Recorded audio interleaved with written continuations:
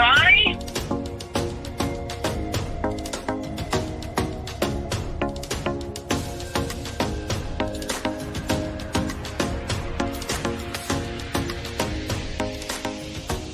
And find something you're passionate about besides Ziggy. Hey guys, so I don't know, I was just trying to figure out how to, for some reason my volume is not working, so I couldn't even hear the intro while I was playing it. That was weird. Hey Flip Flop and Roswell. Hey Rion. I can never say your name. I know you taught me how to say it and I still get it all screwed up. Hey Red. Okay, let me set up my live before I forget. This is part of the What is Done in the Dark Always Comes to Light series on law enforcement and prestigious businessmen and well-known, I guess, businessmen and shady businessmen in like Hawkins County and also some other officials and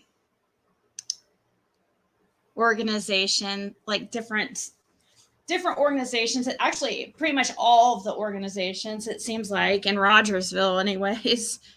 Seems like everybody on the board or the board of directors on all of these organizations are all people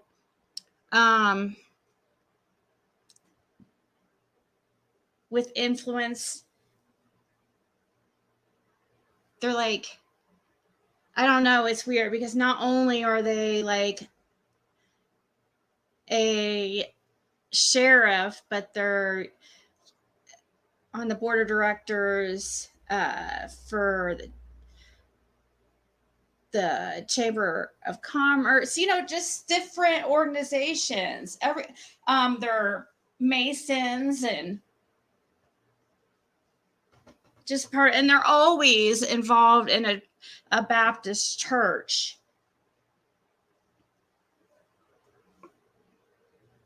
Hey, Rennie. Hey, Cindy.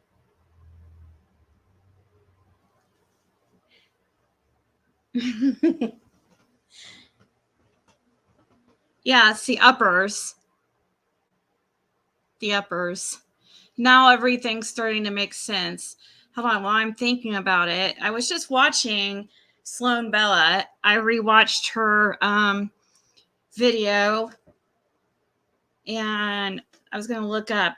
She kept saying elite deacon. Let me put in.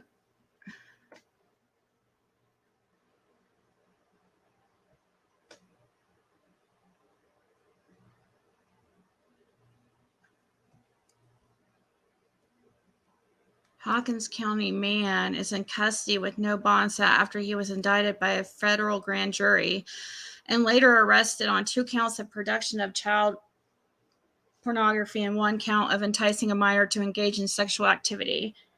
Court records indicate that Mark Curtis Adams, 55, who reportedly... Here, let's... I'll move this over so you guys can see this, and this might not have anything to do with anything. This is an article from 2017, but I just saw it, and I'm starting to notice like all these situations that are happening around the Rogersville area, and like the children missing, and just people getting fired over false allegations, And they all have to deal with, it seems like, always the same group of people. So that's why I was going to read this and see if we see any familiar names. Court records indicate, okay, so this is from June 15th, 2017. Oh, so it's June 15th. Interesting. But 2017, interesting. So 4 years exactly before Summer's disappearance. Court records indicate that Mark Curtis Adams, 55, who was reportedly a deacon and a youth Sunday school teacher at Oak Grove Baptist Church in Mount Carmel, was indicted in late May in U.S. District Court for the Eastern District of Tennessee in Greenville, and was arrested on June 2nd by an FBI agent in Johnson City. He is currently being held without bond by the U.S. Marshal Service pending arraignment, which, as of the review's press time, was scheduled for 1:30 p.m. Monday, June 19th, before the U.S. Magistrate Judge Clifton L. Corker in Greenville. According to the indictment, Adams allegedly used the online social media app Kik to knowingly persuade, induce, entice, or coerce an individual who had not attained the age of 18 years, or attempted to knowingly persuade, induce, entice, or coerce an individual who had not attained the age of 18 years old to engage in sexual activity for which any person can be charged with criminal offense, and further to attempt to engage in sexually explicit conduct for the purpose of proposing any visual depictions of such conduct. The grand jury indictment indicates that the alleged unlawful activity occurred on or about March 30th, 2017, and for at least the preceding month in the Eastern District of Tennessee and elsewhere. The case was originally sealed on motion by U.S. Attorney Nancy Stallard Hart, but was later unsealed. The church released a statement to an out-of-custody newspaper which reads as follows. The Oak Grove Baptist Church is aware of the recently filed charges and arrest of Mr. Mark Adams, a deacon in our church. Members of the church leadership have met with authorities to ensure our understanding of the charges and any possible impact on our church community. We intend to fully cooperate with investigators as they continue their investigation. It's important to note at this time there is no indication that any member of our church community has been victimized by Mr. Adams.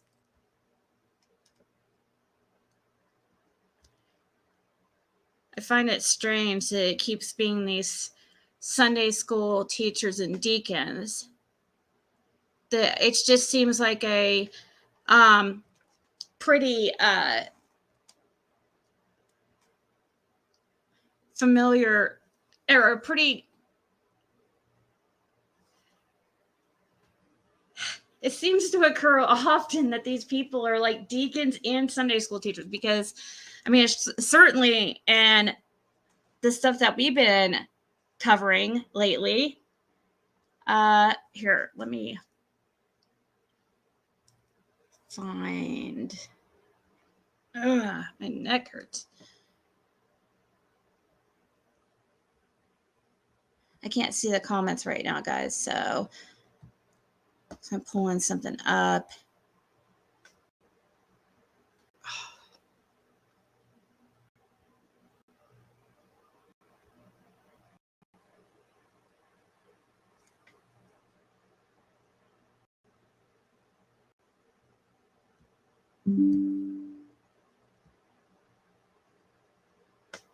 Who is Bill Trent?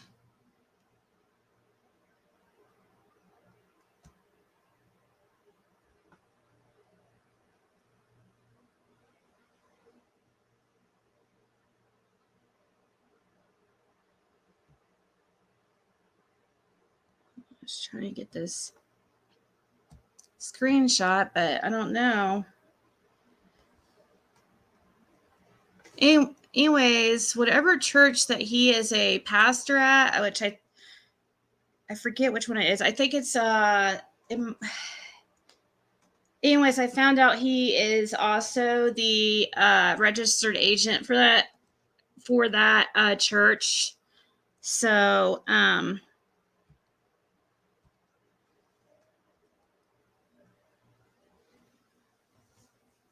And he is also one of the top people at Christian Cells funeral home. I don't know if he by chance is on. I was trying to see if he was ever in law enforcement.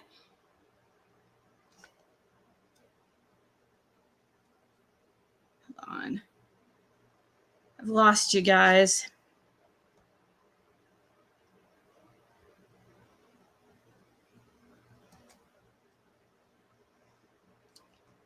There you are. Oh, thank you, Aussie. Oh my God, I thought I lost you guys for like ever. It was so sad. There's a Carter Trent funeral home in Kingsport. Wow.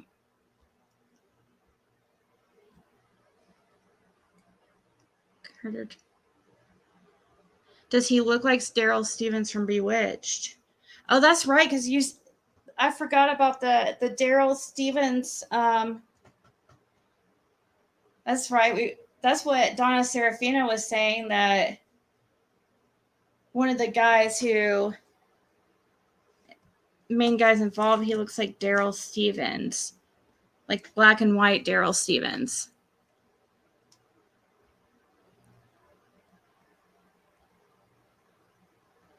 Happy birthday, Breege.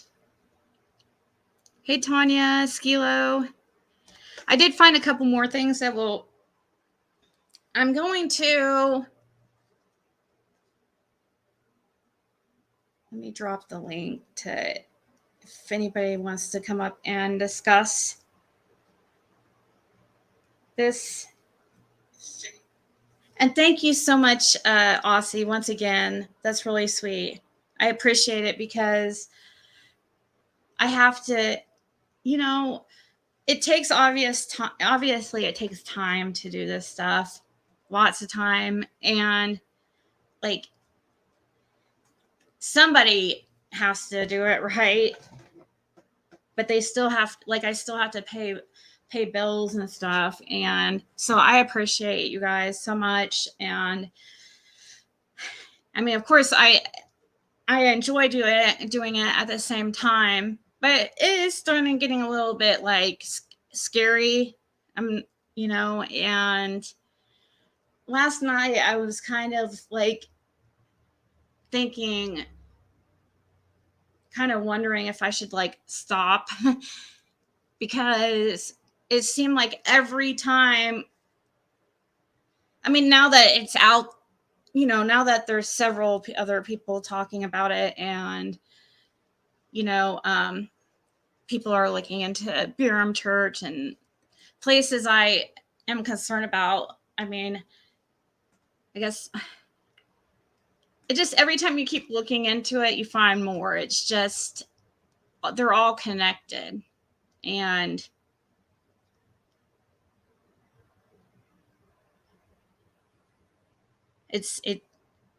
I don't know. It can be, it just is kind of scary.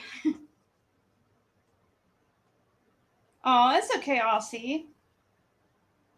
Because it's good to have that money when I get, paid through YouTube.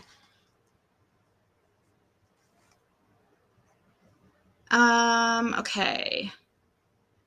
Let's see. What was I going to? Clifton Corker.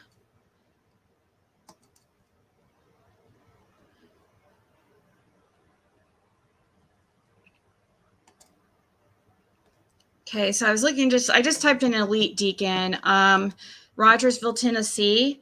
Let's look at images, see if we see.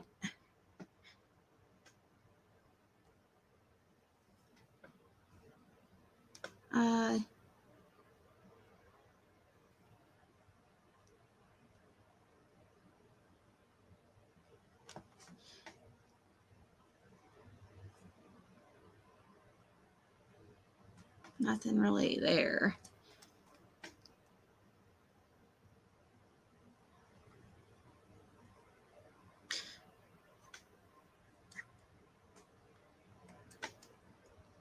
I didn't know there's an SDA So why don't they go to this one?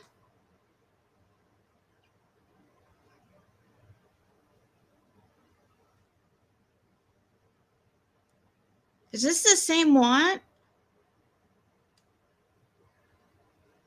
No.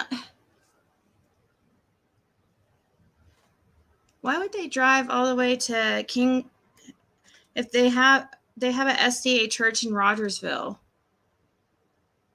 Does that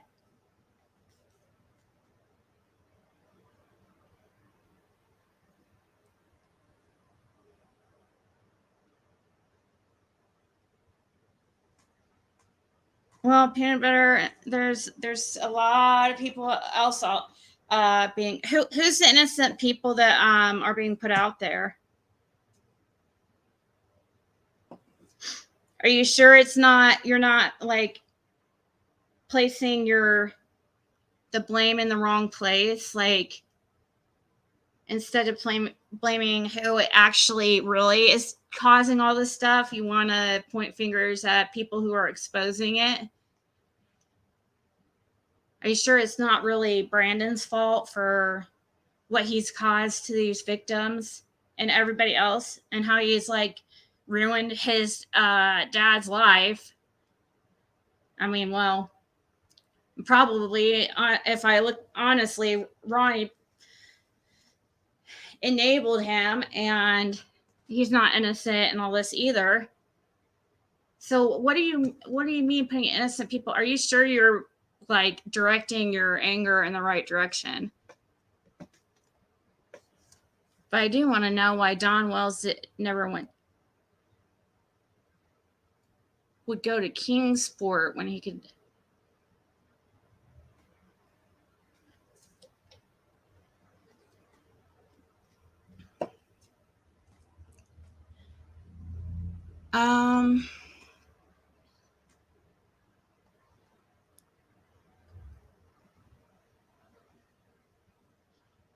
Or is this is not their church, is it? I mean, it's got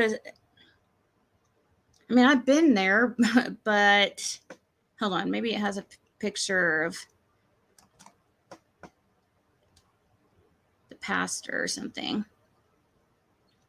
Oh no, I don't know these people. But it does make me wonder why they couldn't just go to this one. Who's I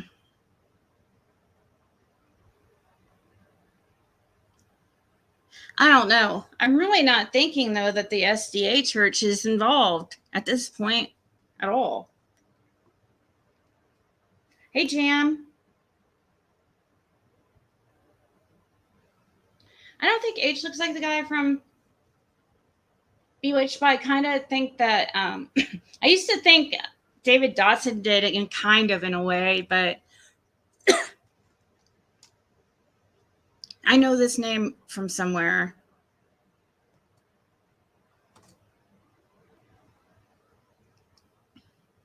From my research.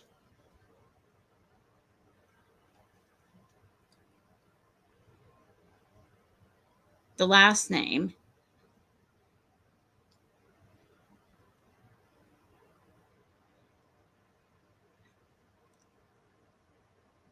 Okay. That might be a false alarm.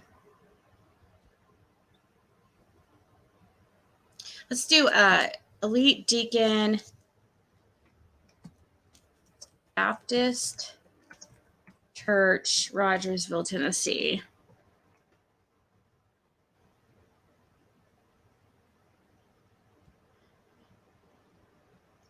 Oh, this isn't not going to let me view this.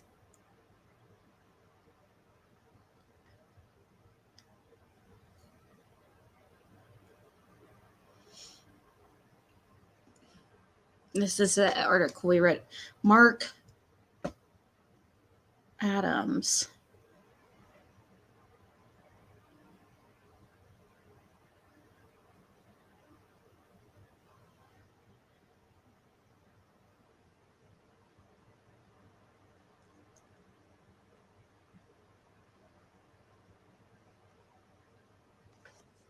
Well, what's weird about this is that when I was watching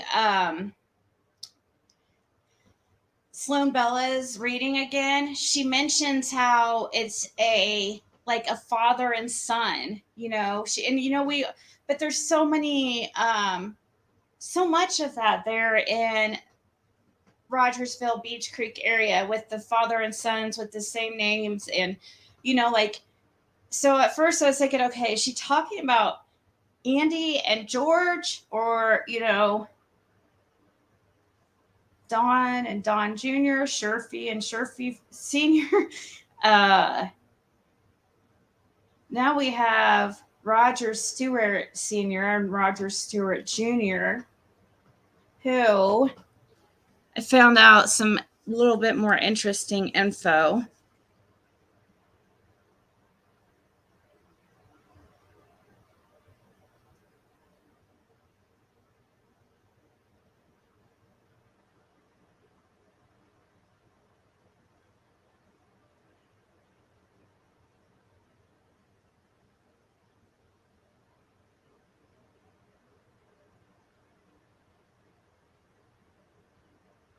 You're bringing in church people's names and the innocent people that are relatives that had nothing to do with it. Agree brand as POS and the sheriff. I mean, this is corrupt and dangerous. I know, but what do you do about it? You know what I mean? And are we supposed to just... I get what you're saying. I totally do get what you're saying. And you're right. It is dangerous. Trust me, I've thought about that a lot. But but what do you do? Do you just sweep it under the rug like people have been doing for the last 20 years, or probably generations over there in Hawkins County? Actually, it's not just since Ronnie Lawson. It's not Ronnie Lawson, really. I have to put Ronnie Lawson in the title because that's what I started out my research into was him. But really, it's if anybody, it should go on Dan Armstrong before him. But it is his son, and I know he did influence Dan Armstrong somehow, and we're going to find out how. But I mean, somebody is going to anyways. Even if I decide not to continue, the thing is, I understand what you're saying. It's just that, on the other hand, it's that's what people have been doing for decades, and that's why it's to the point it is. And it's what do you do,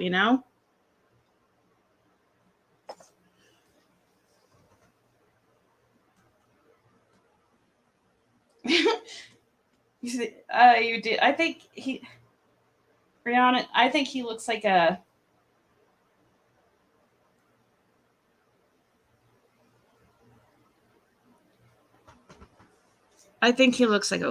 don't know. I'm going to be nice.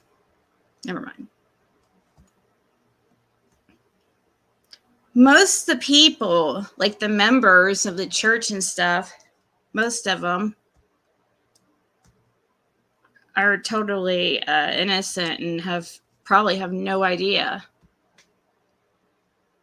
That's how it's the people in the higher positions of these churches.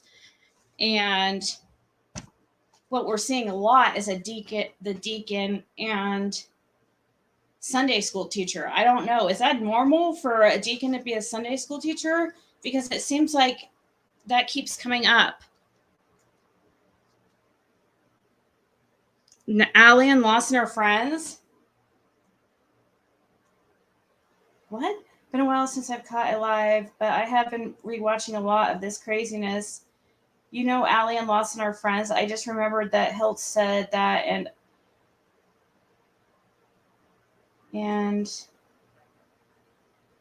something live. I don't know. You think they're really friends?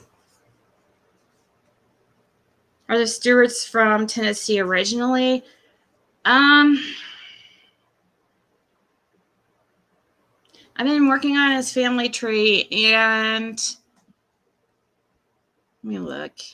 I was thinking Ohio. I don't know. They make it really confusing. They just keep naming, all these people keep naming their kids like the same name, and can't help but think it's all done on purpose.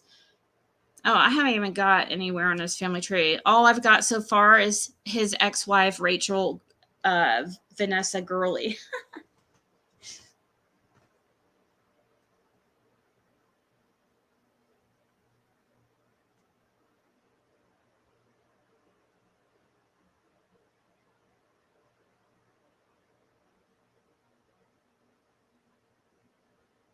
It's like most of the time they're brainwashed and don't care, even when it gets exposed. Exactly, because it's not that, I don't know. It's not that people don't care. It's just that somehow they separate it from real life, like in their head, and and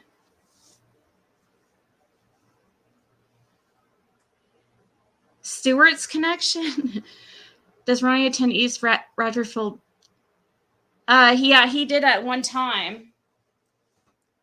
And that's also a possible connection between Lawson and Don Wells, because Don used to go to a Baptist church, if you remember, before he started going to the Kingsport SDA church. And I think it was East Rogersville. It was that East Rogersville or what is it, Westview? I think. So, but Ronnie has attended both of those churches like several times. I was told he goes to Burem, but I just know Brandon does. He attends it definitely regularly.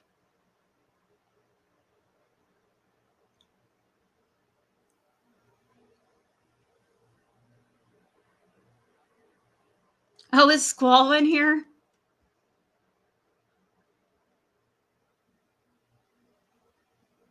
Oh, that's a good point. Yeah, you're right, Squall. I forgot about that. That's a good point.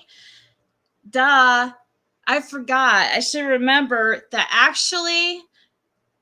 So, that's right. 110 Ben Hill Road. Even everybody associates it like with Rogersville, but technically, Rogersville is like 30 minutes away, or like 20, 30 minutes away. It's not even.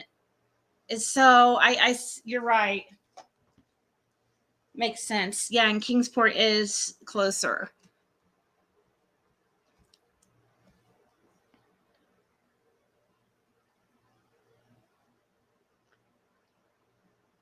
People go along with it because, yeah, they are just scared, and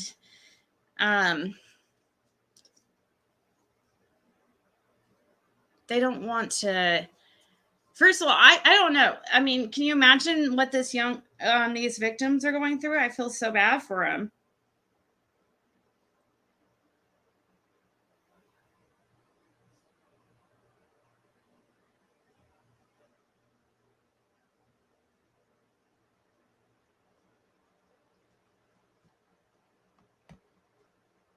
No, he's not out as far as we know.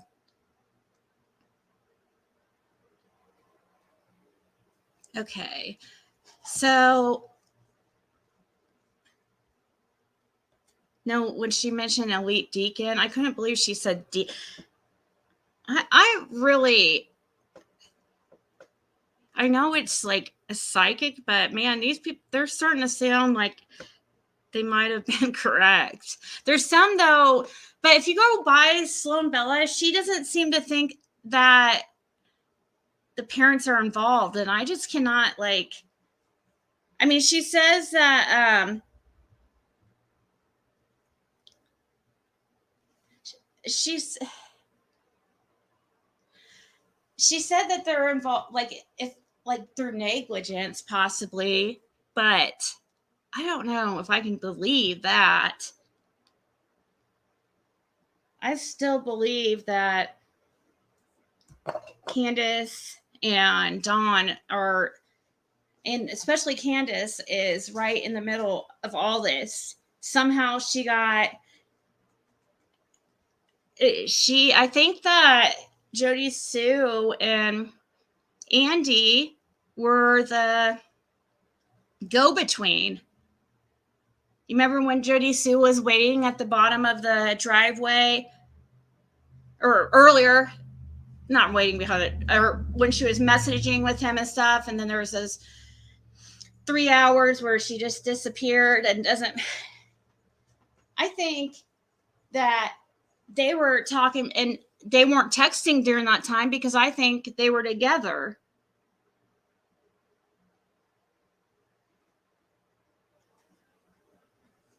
I think Andy came and picked her up, and he also picked up Summer. Something happened at the end of Ben Hill Road because Fred saw something, and I still believe that.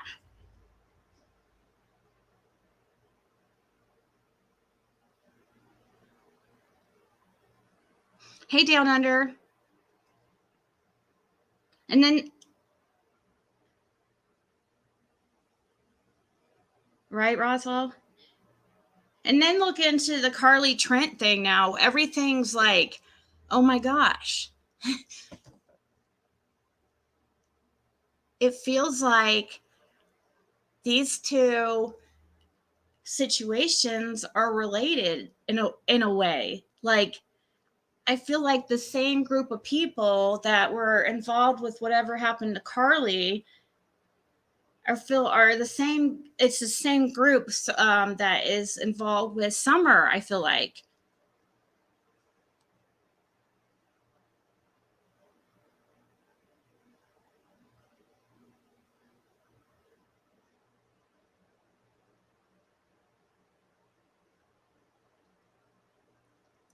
I think this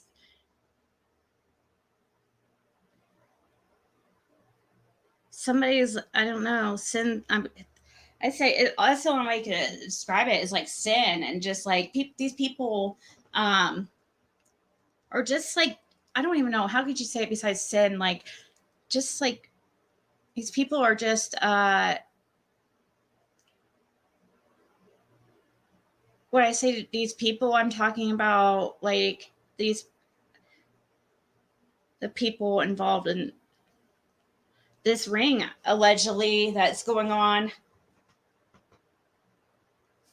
Oh, actually, I need to drop the StreamYard link.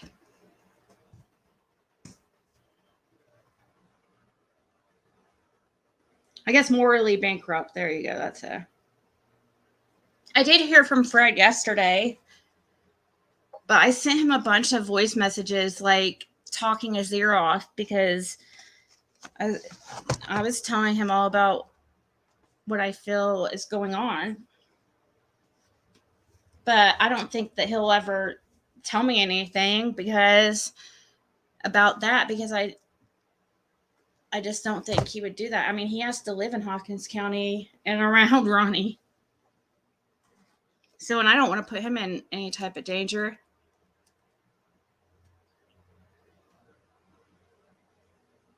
Yeah, she sued Hawkins County because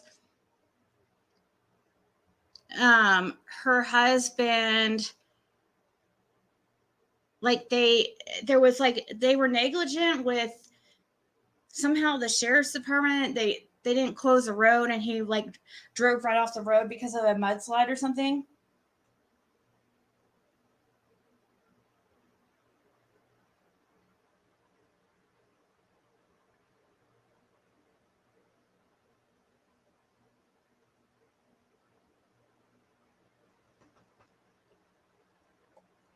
Okay. So I was watching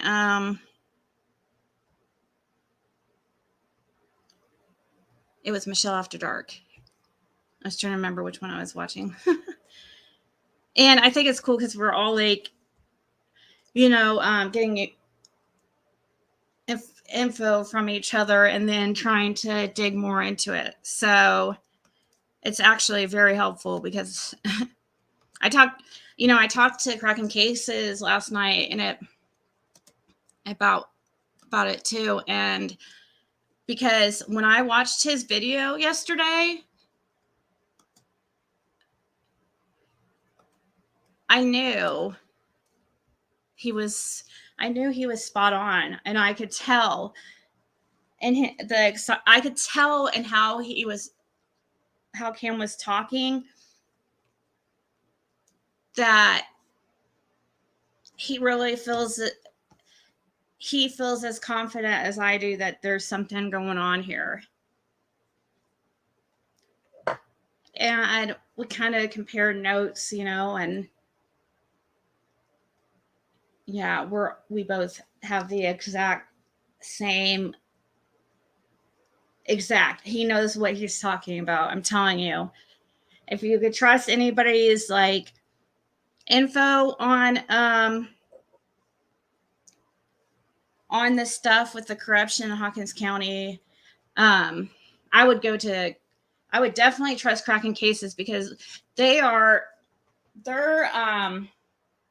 looking into the same stuff like we are over here, and he's actually,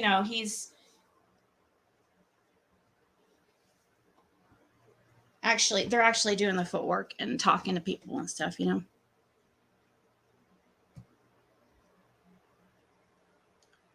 Okay.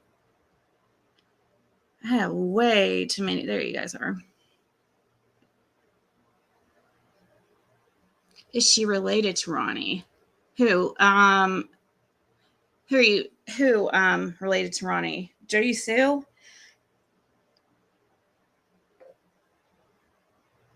I really doubt Jody Sue is. Andy probably. I'm sure Andy and Fred Hill might be distant cousins or something. Everybody's family out there, so it's more about not everybody out there is like, they're not like, for instance, like Fred and Andy, they're not like close or anything, and they live on the same road. And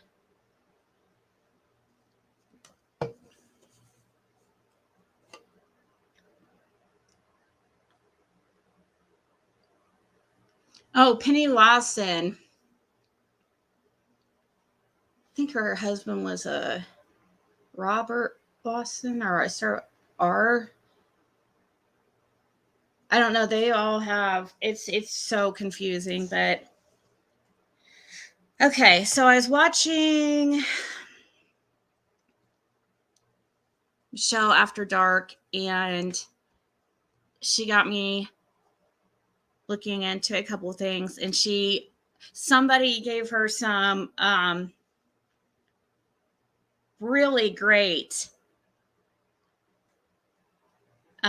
tip, or somehow a lead or whatever. I don't know. Somebody informed her of this video. It is, oh my gosh, guys, this is crazy. Have you guys seen this? So I'm making a little PowerPoint thing, so that way I'm trying to keep all my thoughts together. So now this is how I've been doing it, and keeping them on like slides so that I can try to stay organized, and because this is so much, I think I'm gonna have to put this all down in like yeah.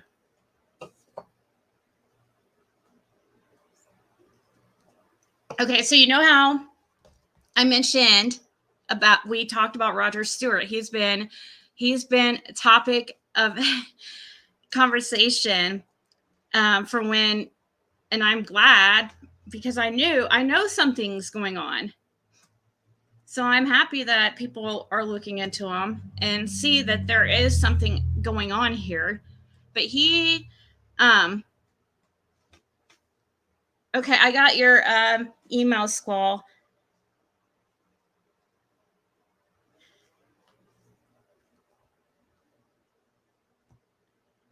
on.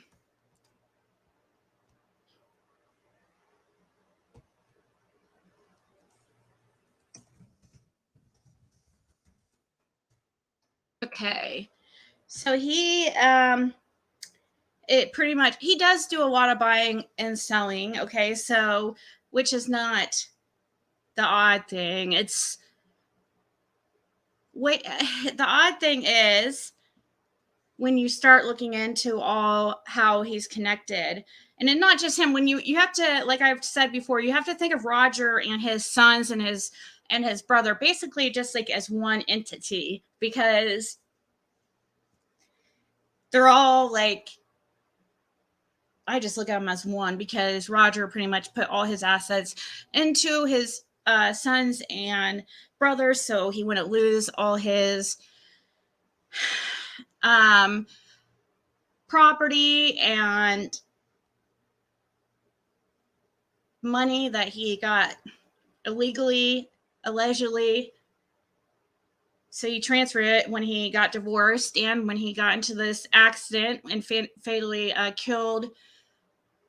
Obviously, if it's fatal, it means killed, but fatally wounded an older lady, and he fought his 2-year sentence.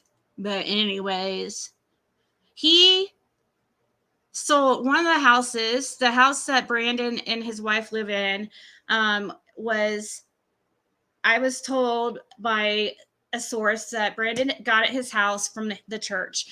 Whether that means sold, I think sold to. I don't know if they just gave it to him. I do know that the pastor of that church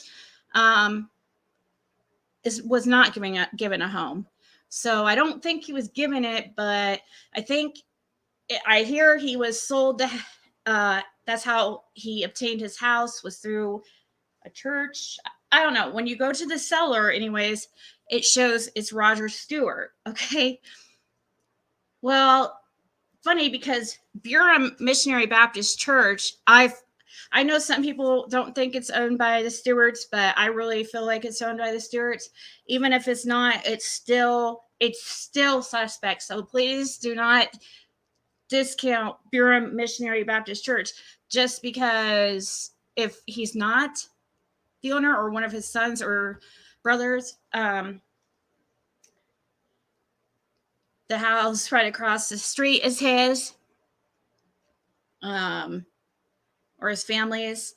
All the houses like around it. Then there was 318 Morgan Drive that in 2008 Roger Stewart sold to Sheriff Ronnie Lawson.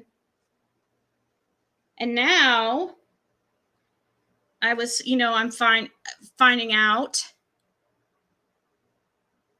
through. So we saw this. This is a proof, just showing here that Roger Stewart is listed as the seller. Now that could be Roger Stewart Jr. or Sr., but like I said, they're one entity to me and one person because of what's going on. It's basically a business, which is an entity. And so we see the seller is Roger Stewart. Look what I found today. I got a new one for you guys today because I was watching Michelle After Dark, and she mentioned somebody, and I recognized the address, and I was like, oh my God, I know that address.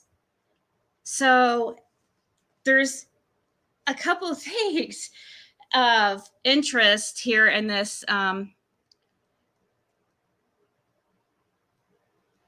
situation. Eric Allen Hoffmeyer, which is a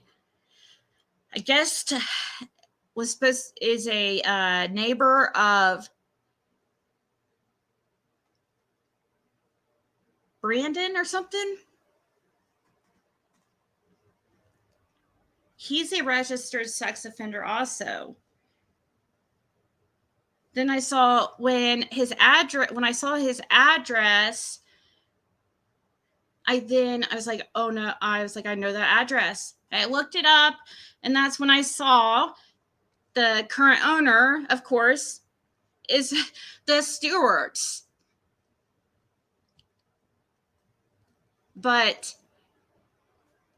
so the owner of this house, they're renting out to the sex offenders. So now I'm looking into other sex offenders. So that's another thing for people to look into. If you find anybody suspect, or you see something weird, look into who owns or where they got who they're renting from. Okay, and who their associates are. See if they're got Stewarts surrounding them.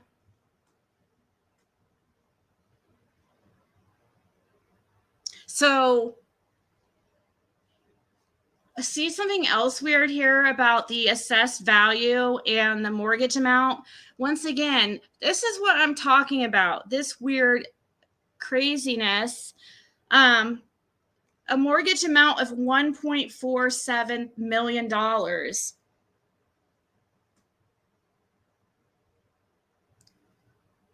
Who's that? It is what it is.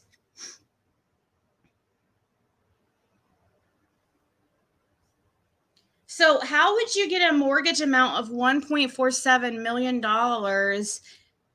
when the assessed value in 2021 was $13,450?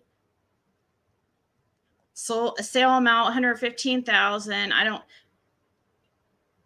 That doesn't even make sense.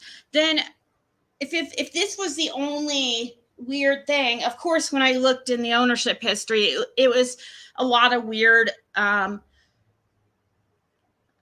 and back and forth of properties, going back and forth between Roger Stewart Jr., back to Rick, to Kevin, or to, I don't see Timothy too much, which is another, but Roger and Rick are Roger Sr. and Jr. So, and this is so interesting here that I had to show you guys this because it was on a show after dark. And I was like, oh my God, you have got to be kidding me. So, yeah, I'm trying to get a hold of this officer or if anybody else can, because I'd love him to, maybe he can, I don't know. I don't know if he's, I did look at his Facebook and I don't know if he would talk or not, but anyways, I was, watching Michelle's and she showed a clip where former Rogersville police officer James Hammonds claims he was fired due to false allegations by Roger Stewart. Okay. But you guys listen to what he says. It's insane. And it's exactly what I knew was going on. Now, and he mentions Officer Nelson. That's another name that's come up a lot.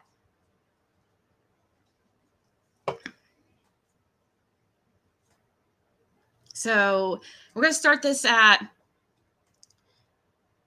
1:40.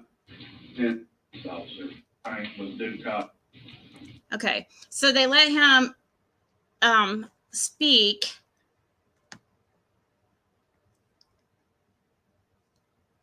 He's at some kind of, I don't know. We might watch it pretty much the whole thing. It's only 7 minutes, but I cut out the first couple minutes because it's not there is not anything important. Let's see, maybe we should just open this up on YouTube. Hold on. He was referring, of course, to Roger Stewart.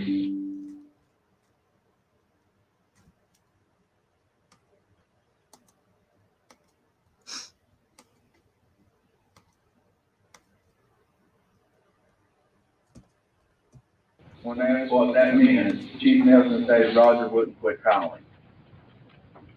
He was referring, of course, to Roger Stewart. At no point was I allowed to express my side of things or a defense of my job. I honestly did not know why I was being fired, but have since realized I was because of Roger Stewart holds a personal grudge against me and has nothing to do with my job performance. At the conclusion of this meeting, Chief Nelson then demanded my service weapon. I have been fired because of false allegations involving Roger Stewart's wife, which had nothing to do with my employment. Mr. Stewart and his cronies have caused damage to my career without benefit of a fair investigation. I will put my credibility in good standing next to Roger Stewart's without hesitation. Perhaps that's why I was denied an opportunity to tell my side, the honest side, in short, the truth. I realize that Mr. Lyons and Chief Nelson conduct personal business with each other. I also realize that Roger Stewart does business with Mr. Lyons, Doug Nelson, and William Phillips through his work at Citizens Bank. I further understand that Roger Stewart may have retained Mr. Phillips or his law firm to represent him in a vehicular homicide charge he now faces. Please know that after my termination, Chief Nelson called me and asked to come by my residence. When he arrived, he told me it would look better on me if I would resign instead of being terminated. I refused. He then threatened to bring false charges against me if I exposed anything I knew on him. I was told that Mr. Phillips would assist in making good on this threat. Mayor Sells knows that I did not support him in his re-election bid in 2013. He cautioned me about ending up on the wrong side of the political fence when the election is over. I never campaigned against Mr. Sells or for his opponent during work hours. Mayor Sells has personal and political connections with Roger Stewart. That, coupled with his personal dislike for me not supporting him during his re-election campaign, contributed to my unjust termination for so-called due cause, whatever that means. I was fired for purely political reasons relating to both the city election of 2013 and the town's loyalty to Roger Stewart, which has cost me both my job and my right to appeal the appeal of the firing according to the town of Rogersville's personnel policy handbook. The Rogersville city government should not act as if it is somehow beholden to Roger Stewart. Instead, we are beholden to the tax-paying citizens of the town of Rogersville.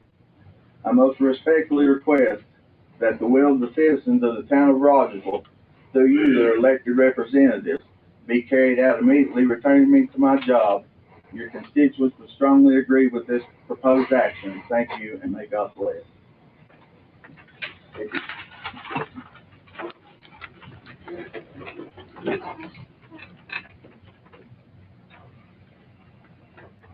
We'll need some action by the board, mayor, and alderman.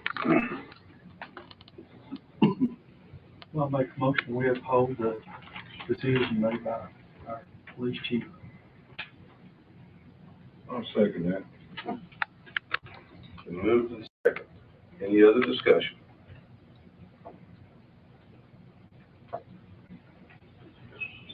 A roll call.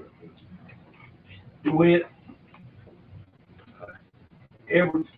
Anderson. Aye. Taft. Carter. Burbank.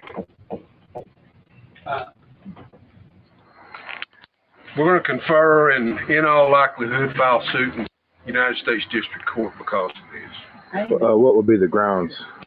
Violation of due process, wrongful termination. Well, Bill Lyons, I have a transcript to show this, said that he would follow the handbook of the town of Rogersville.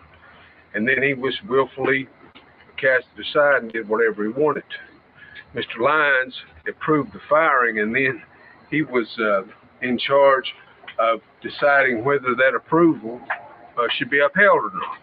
Guess what? He upheld his own decision. So the primary problem is the firing.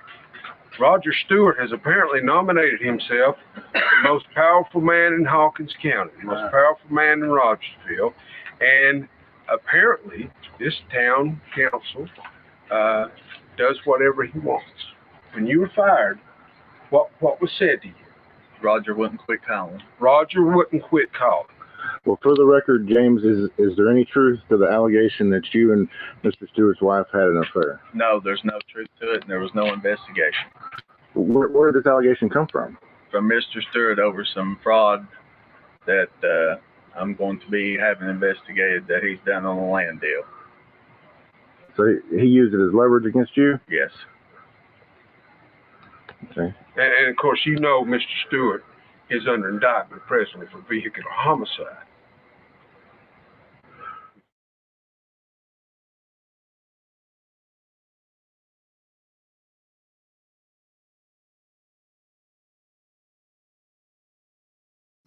Oh my gosh, I want to freaking talk to that guy right there. Officer Hammonds, please speak. Would you please stand up? Because I would love to talk to you, but from what it looks like, he still lives in Hawkins County, so I don't know if he'll speak up or not. You guys heard the end of what he's saying. You remember Roger Stewart's ex-wife is 30 years younger than him. At the time, this is in 2013, almost 9 years ago. He's like 70 years old right now, right? Or something like that. 70. And so, well, his wife, right? Ex-wife is 39. So yeah, he's like 70. And 9 years ago, he was 61 and she was 31. And it would have been at the time this is supposedly happened. But did you hear what he said? I was going to expose his fraud about a land deal. I'm telling you, it's so, I don't understand how they don't see it.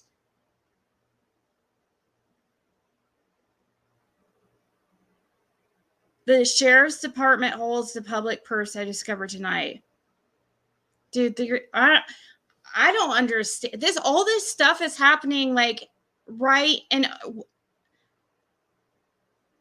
just like in the open.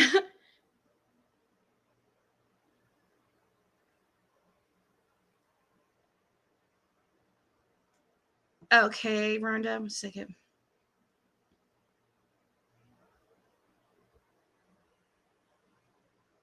How far up is it? On JLR today, whose land is for sale at the end of Ben Hill Road? He is from Florida. He bought the land for $11,500. He put it up for sale over $100,000 in November 2021. Okay.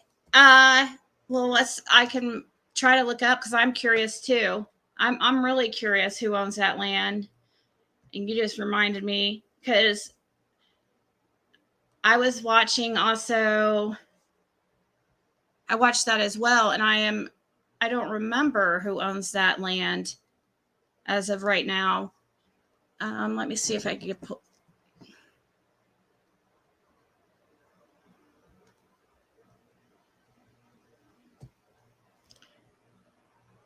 Let's see.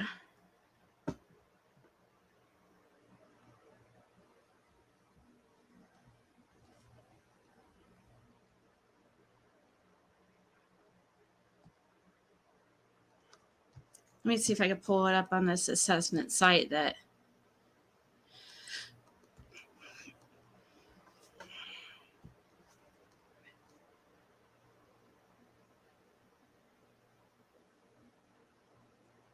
What, Adam Sandler, Genova? Okay, so Hawkins County, let's just Ben Hill Melsh. Okay, here.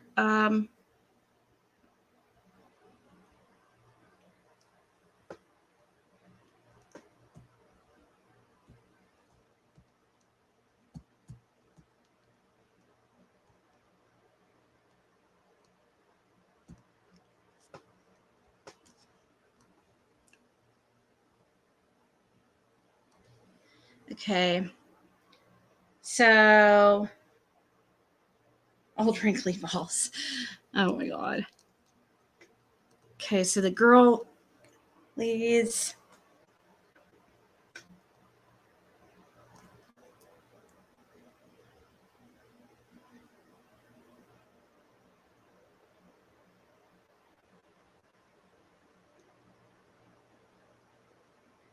Indianapolis serial bank robber arrested once again after robbing 2 more banks with her daughter. Sorry, I just got a notification of that on my phone. Okay. Well, I don't know what the address is. There's Jackie Dobbs. I thought he didn't go.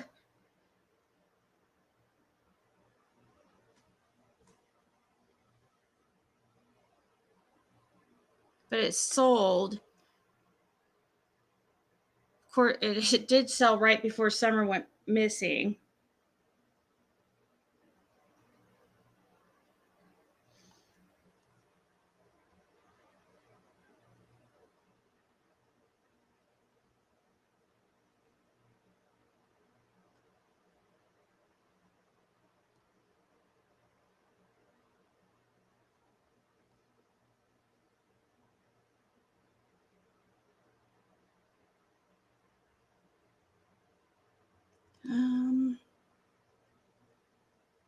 Is it 145?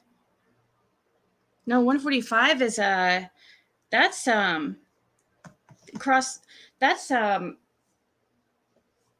Jody Sue's area. Why does it say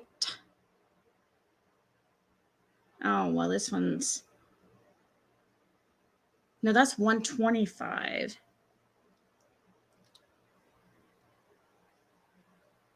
That shows Anna Smith.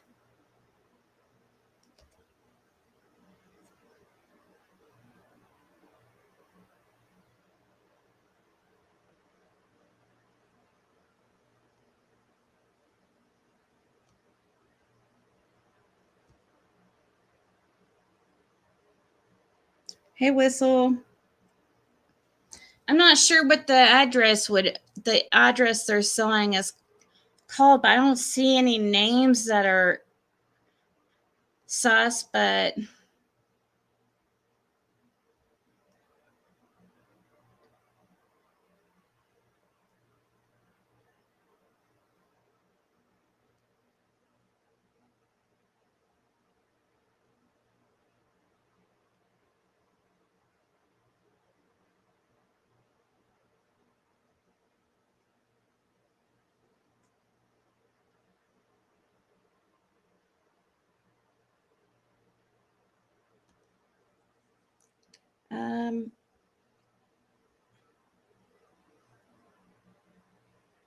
really behind. Oh, really?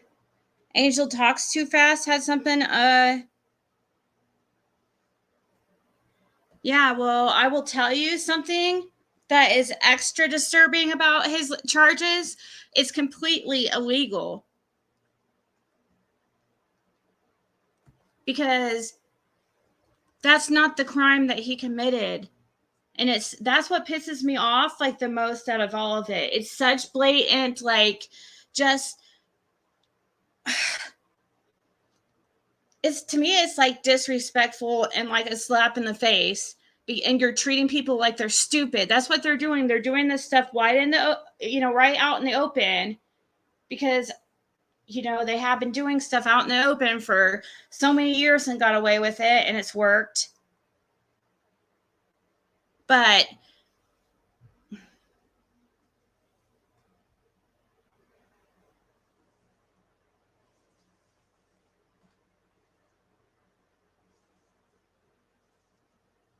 yeah, they have him charged with attempted, Jenny. They changed his charges from aggravated sexual battery or on a minor or something like to attempted. And I know I'm just like saying this over and over again, but this is the most important thing for people to know. That is just, you can't do that. The crime actually has to fit. Like when you read, the code for the charge, it has to make sense to what he actually did. But he actually did the crime. He didn't attempt to commit a crime. And I understand they take victims into account and stuff, but you still have to give a reasonable sentence. You can take them into account, but you have to give something that makes sense, because other people can use this as a reference. And also, I mean, honestly, it doesn't send a good message sitting there giving these light sentences to this type of conduct or gross, just on children. It just tells people like, oh, you can get away with whatever you want if you're the sheriff's son, or if you know.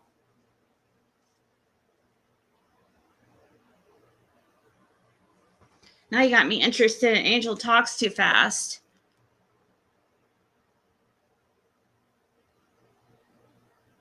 Yeah, and Gavel Geeks.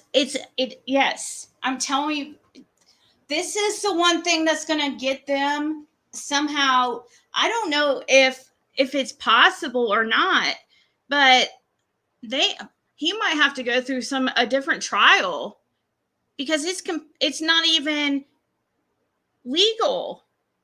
He didn't even get charged for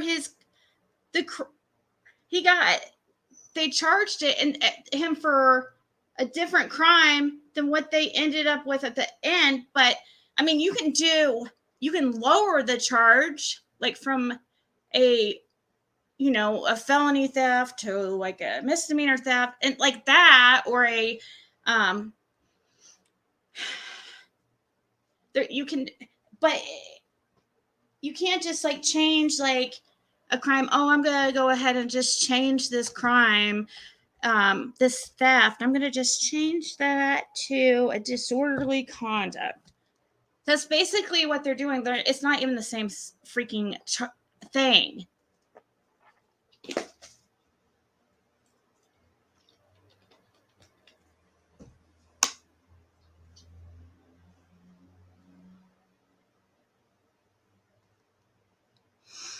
I want to watch this at the end here just real quick again, because this is super, super important.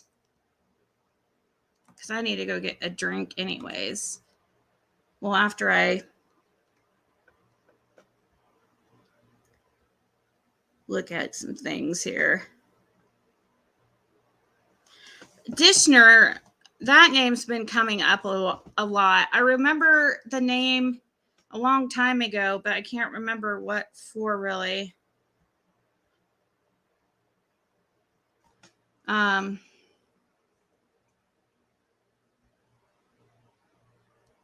Oh, that's right. Somebody, oh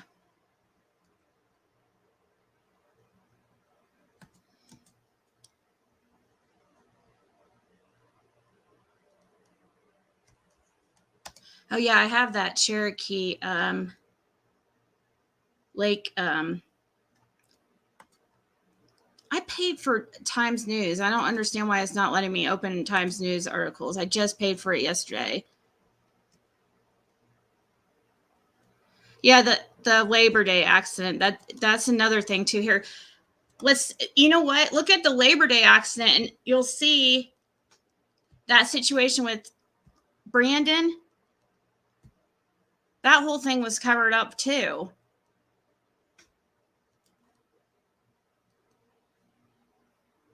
How much time did Sherfy get for having just having photographs? Isn't that a lesser charge than actually doing the crime?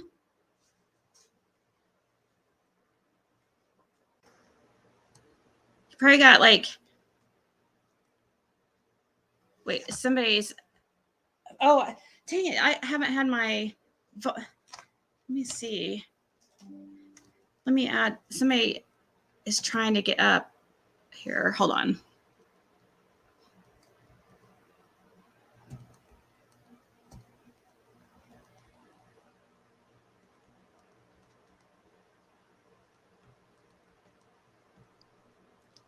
Are you there? Yes. See, I can't hear anybody.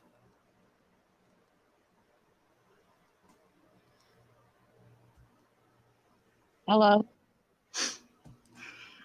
Mm.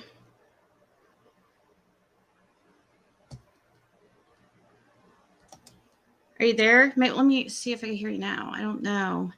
Hello? I don't know why. I can't hear anything.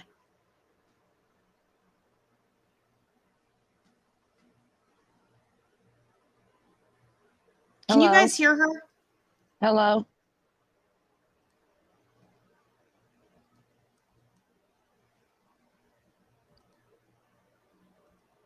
Can you hear me? Okay.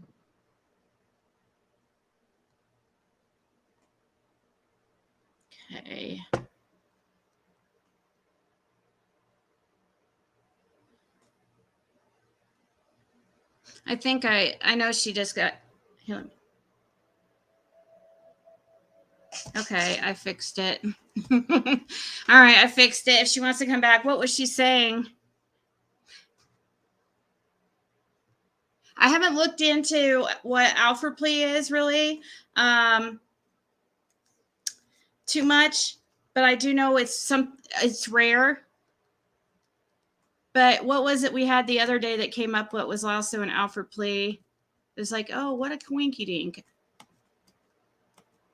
What was it? Oh, it was what Roger did too. His was an Alfred plea too. Roger Stewart. So let's see.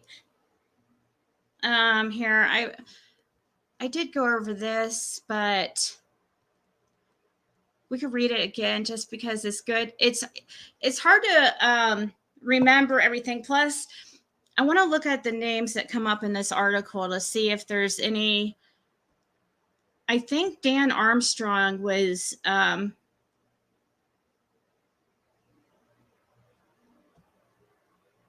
all involved in helping get him out of any type of problems during this incident. The hell is all this?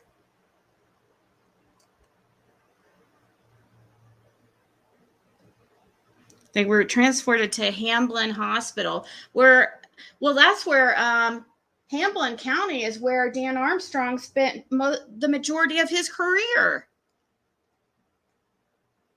That's what he said.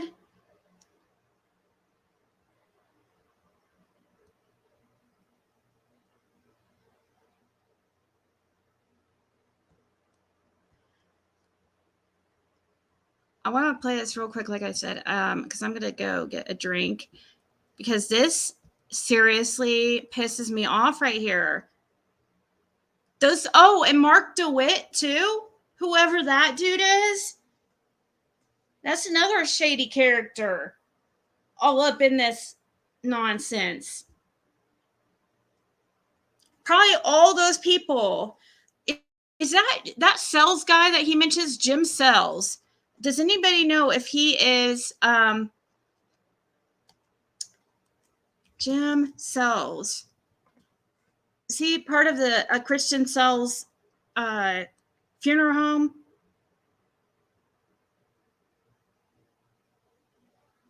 Oh my gosh. Is that him? Is he really? Hold on. No, that's not him.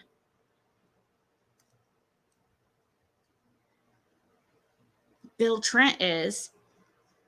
Wait, yep, there he is. He is part of Christian Sales. Oh, I don't know, guys. That might be a problem. Jim Sells is the funeral director assistant of Christian Sells Funeral Home. And he's a big shot, or he's on this committee or this board, whoever he was talking in front of. Let's see, probably says, I don't know, doesn't say.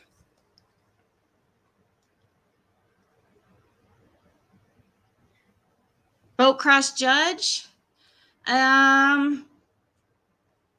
I don't even think there was any charges, so there is no judge.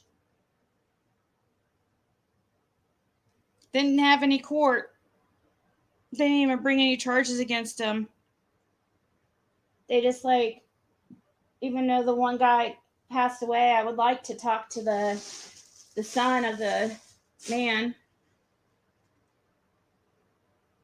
Isn't Jim Sells the mayor? I think you're right, actually. Oh, geez. Oh, no. Wait. I think you're right. Hold on. I have too many tabs open. It's so hard to keep all this straight. Good. See, good work. I can't keep all this straight. Okay, so we're going to take some screenshots of this, and we're going to add a little slide for Christian sales, so I don't forget like we did the others. So Christian, or no, his name is Jim Sells.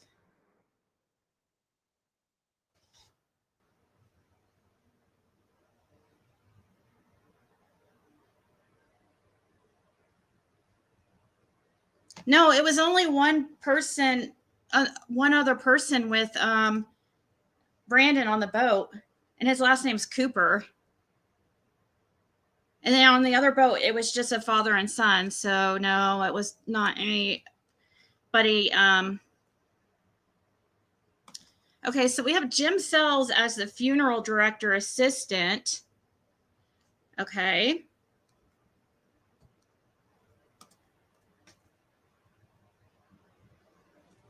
Shoot.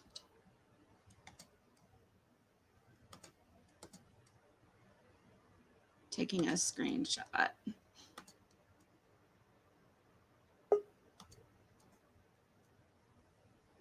I hear somebody too, and I'm on another screen, so just give me a few. So it's real quick, because I'm gonna Jim Sells. Okay, so he's part of this bunch, and then you're right that he is the mayor.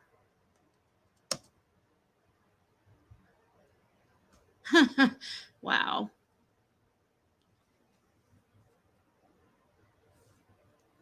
And you heard it from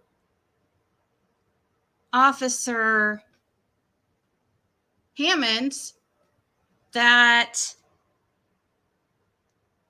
Jim Sells does business with Roger Stewart. Hold on,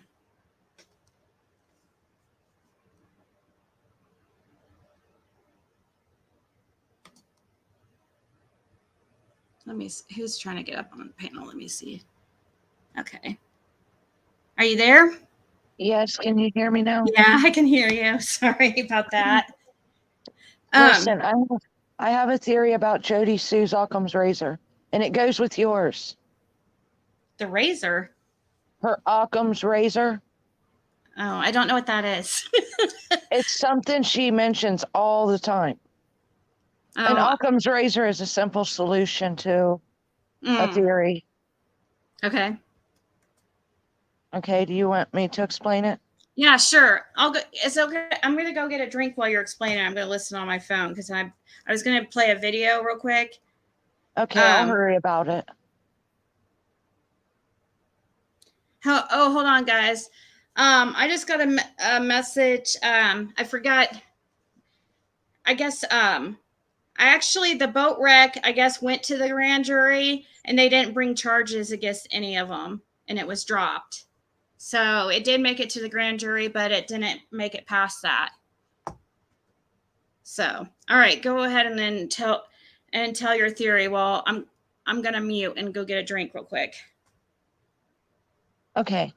Do you all remember Jody Sue saying one day that she thought people or a person mistakenly took Summer and got the wrong child? Okay. Now, remember that she said she went to check to see if Summer was still in the creek. Okay. She's obsessed with her ex. We all know this. Could she have set it up with somebody to have a certain child taken to keep Andy? Because she knew long before he left that he was going. He was on his way out. He was sick of her. I mean, every woman knows that. So in order to keep him, do you think that she set it up for a certain child to be taken, hoping he would stay? And that would explain why she told Candace when Dawn was on the phone, I'm sorry, I didn't know. And he said, do you mean to tell me someone took my baby girl? And it would explain why she had to go in the creek to see if Summer was still in there. And why would she say that to somebody like, I didn't know? Okay, I'm back. Sorry about that. Thanks for taking over for a second. And I listened to what you okay, so Occam's razor is the idea is the simplest answer. And that would explain the red truck, the red vehicle. Why would she think that Andy would stay with her over that though? If it was a certain child, I don't want to say the name. I don't. Oh, if one of her kids were, Mm-hmm. Oh. Mm-hmm. But her kids are older. They're like way older. They're like, that's a completely different age. Okay, but if set it up for somebody to take a certain child and they took the wrong one, is all I'm saying. How would they take the wrong one? Wouldn't they tell them like, oh, it's going to be a 5-year-old or something? You know, wouldn't they know like which like age range or anything? I don't know. Because I don't know how it would have been set up. I'm just thinking out loud that you know how I do. I don't. Right, I know. Because I think anything is. I do think that they're. Jody Sue is somehow. She even said they went to the wrong driveway once. Yeah. And why wouldn't she be arrested by now if she were a suspect? Well, if she's an informant. Yeah, she's openly an informant, so they won't arrest her. Like if she's working for them, they ain't gonna arrest her.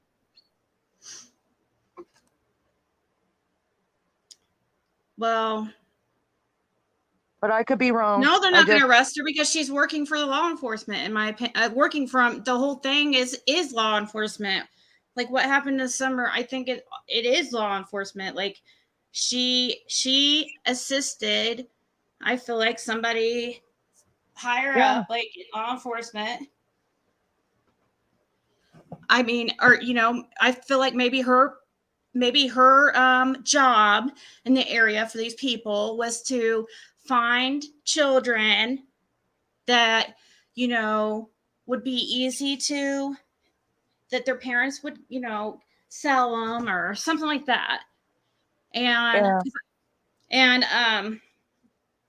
so I think maybe JC was like, and Andy were like they're like like a helper or something like that. I don't know. It's all, I do feel like it has to do with trafficking in some way, though. That the whole thing about, like I just said, it might be all really far-fetched, but I do now think there is some kind of, I like ring. And I feel like Carly and Summer are. Okay, well, I told my theory. I'll drop down now. Thank you. Okay, thank you for coming up.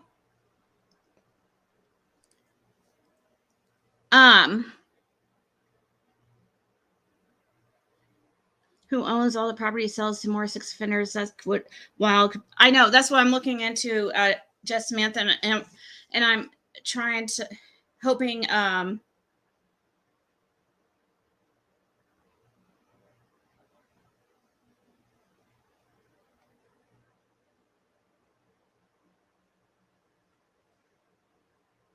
Hold on.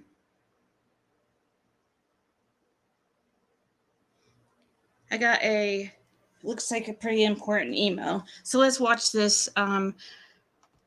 That what he was saying about Roger Stewart again. I feel like that is really important and can be, looks like I might have to get off here soon. We'll see. Sorry. I have people, guys, you guys have no idea. People are like seriously scared and want to come forward and know stuff, but they don't want to be, they're too afraid, like that you can't trust, honestly, you can't trust freaking YouTubers usually, you know what I mean? So I get it. So they're scared to, even talk to me or whatever, because they don't want to get involved in all this mess with people in these powerful positions in that area, because it's like their own little world out there, like where Ronnie Lawson is like the king or something.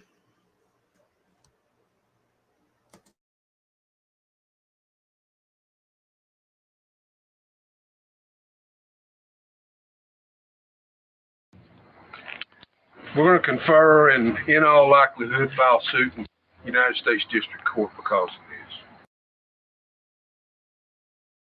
Could you guys hear it? Of course, now I can't hear it when it's playing. Once I changed over,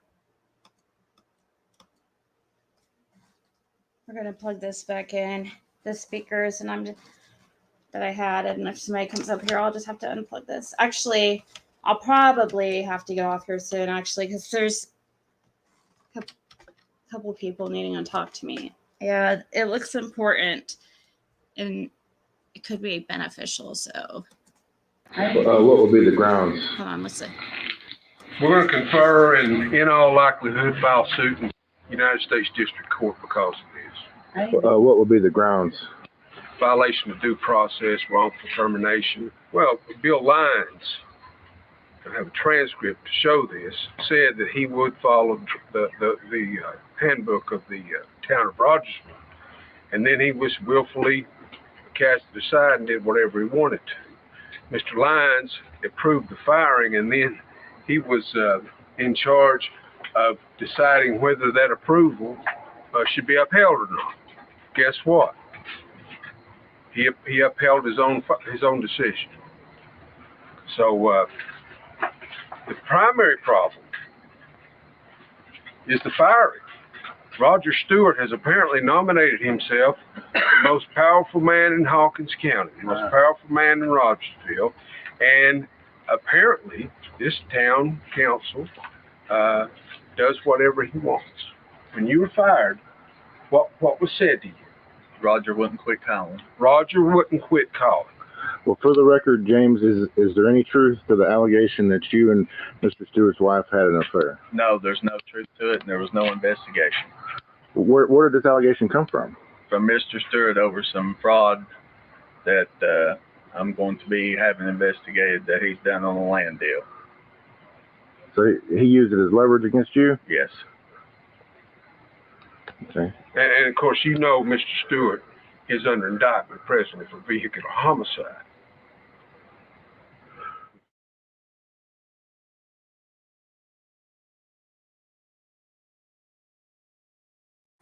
Got cut off right there. But like I said, I think it's even possible Jeff Bobo is all wrapped up in this, unfortunately. I mean, you know what they say, money talks, right?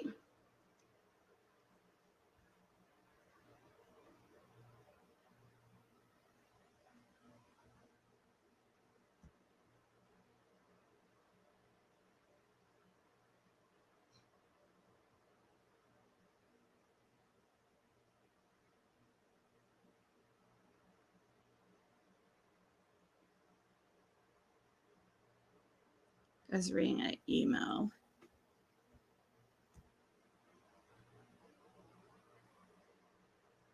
Okay. Why would anybody be upset, Mama Mia? Definitely think Ronnie Lawson was scared of all this stuff coming out. That's why he was discrediting YouTubers from the very beginning. There's enough creators in here to have one heck of a full panel. I know. But nobody comes up on panel anymore. But that's cool. We'll get back to that slowly, I'm sure. I mean,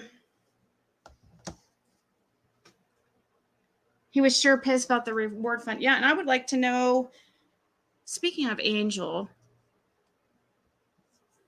let's look at Angel talks too fast. Because I want to see. If she found past criminal history, I swear to God, I'm going to have a bitch fit, like bad.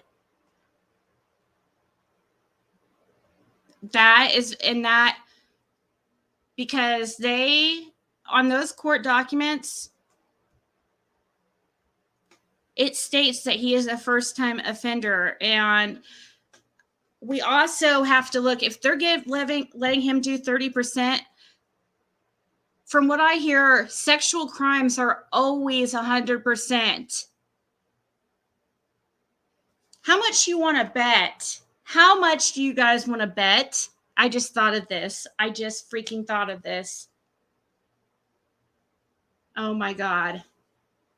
How much do you want to bet that they changed his charges from the aggravated sexual battery to attempted? Because if he had the actual aggravated battery, then he would have to do 100% of his time. How much do you want to bet? And then if they could put him down at the attempted, then he still qualifies for only having to do a percentage. I would like to look into that. Because if I that's going to really piss me off. Is that you, Scott? Just making sure it's him. Oh shit! I have to take out the no one. Oh yeah, that's right. Hold on. I should be able to hear him now. I think. Maybe not, but I will hear in a second.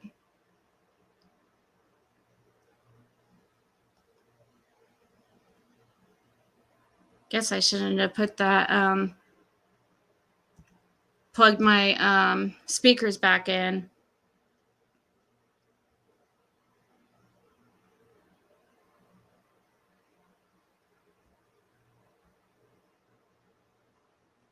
Oh, come on.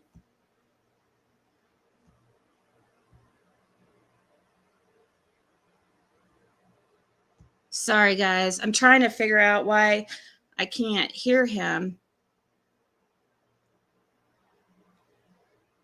I will.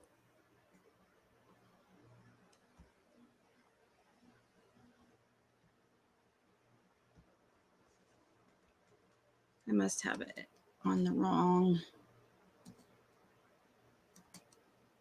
Let's try that.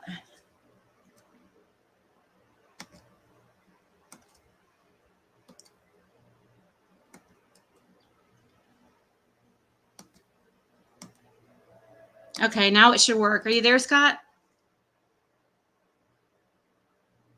Can you guys hear Scott?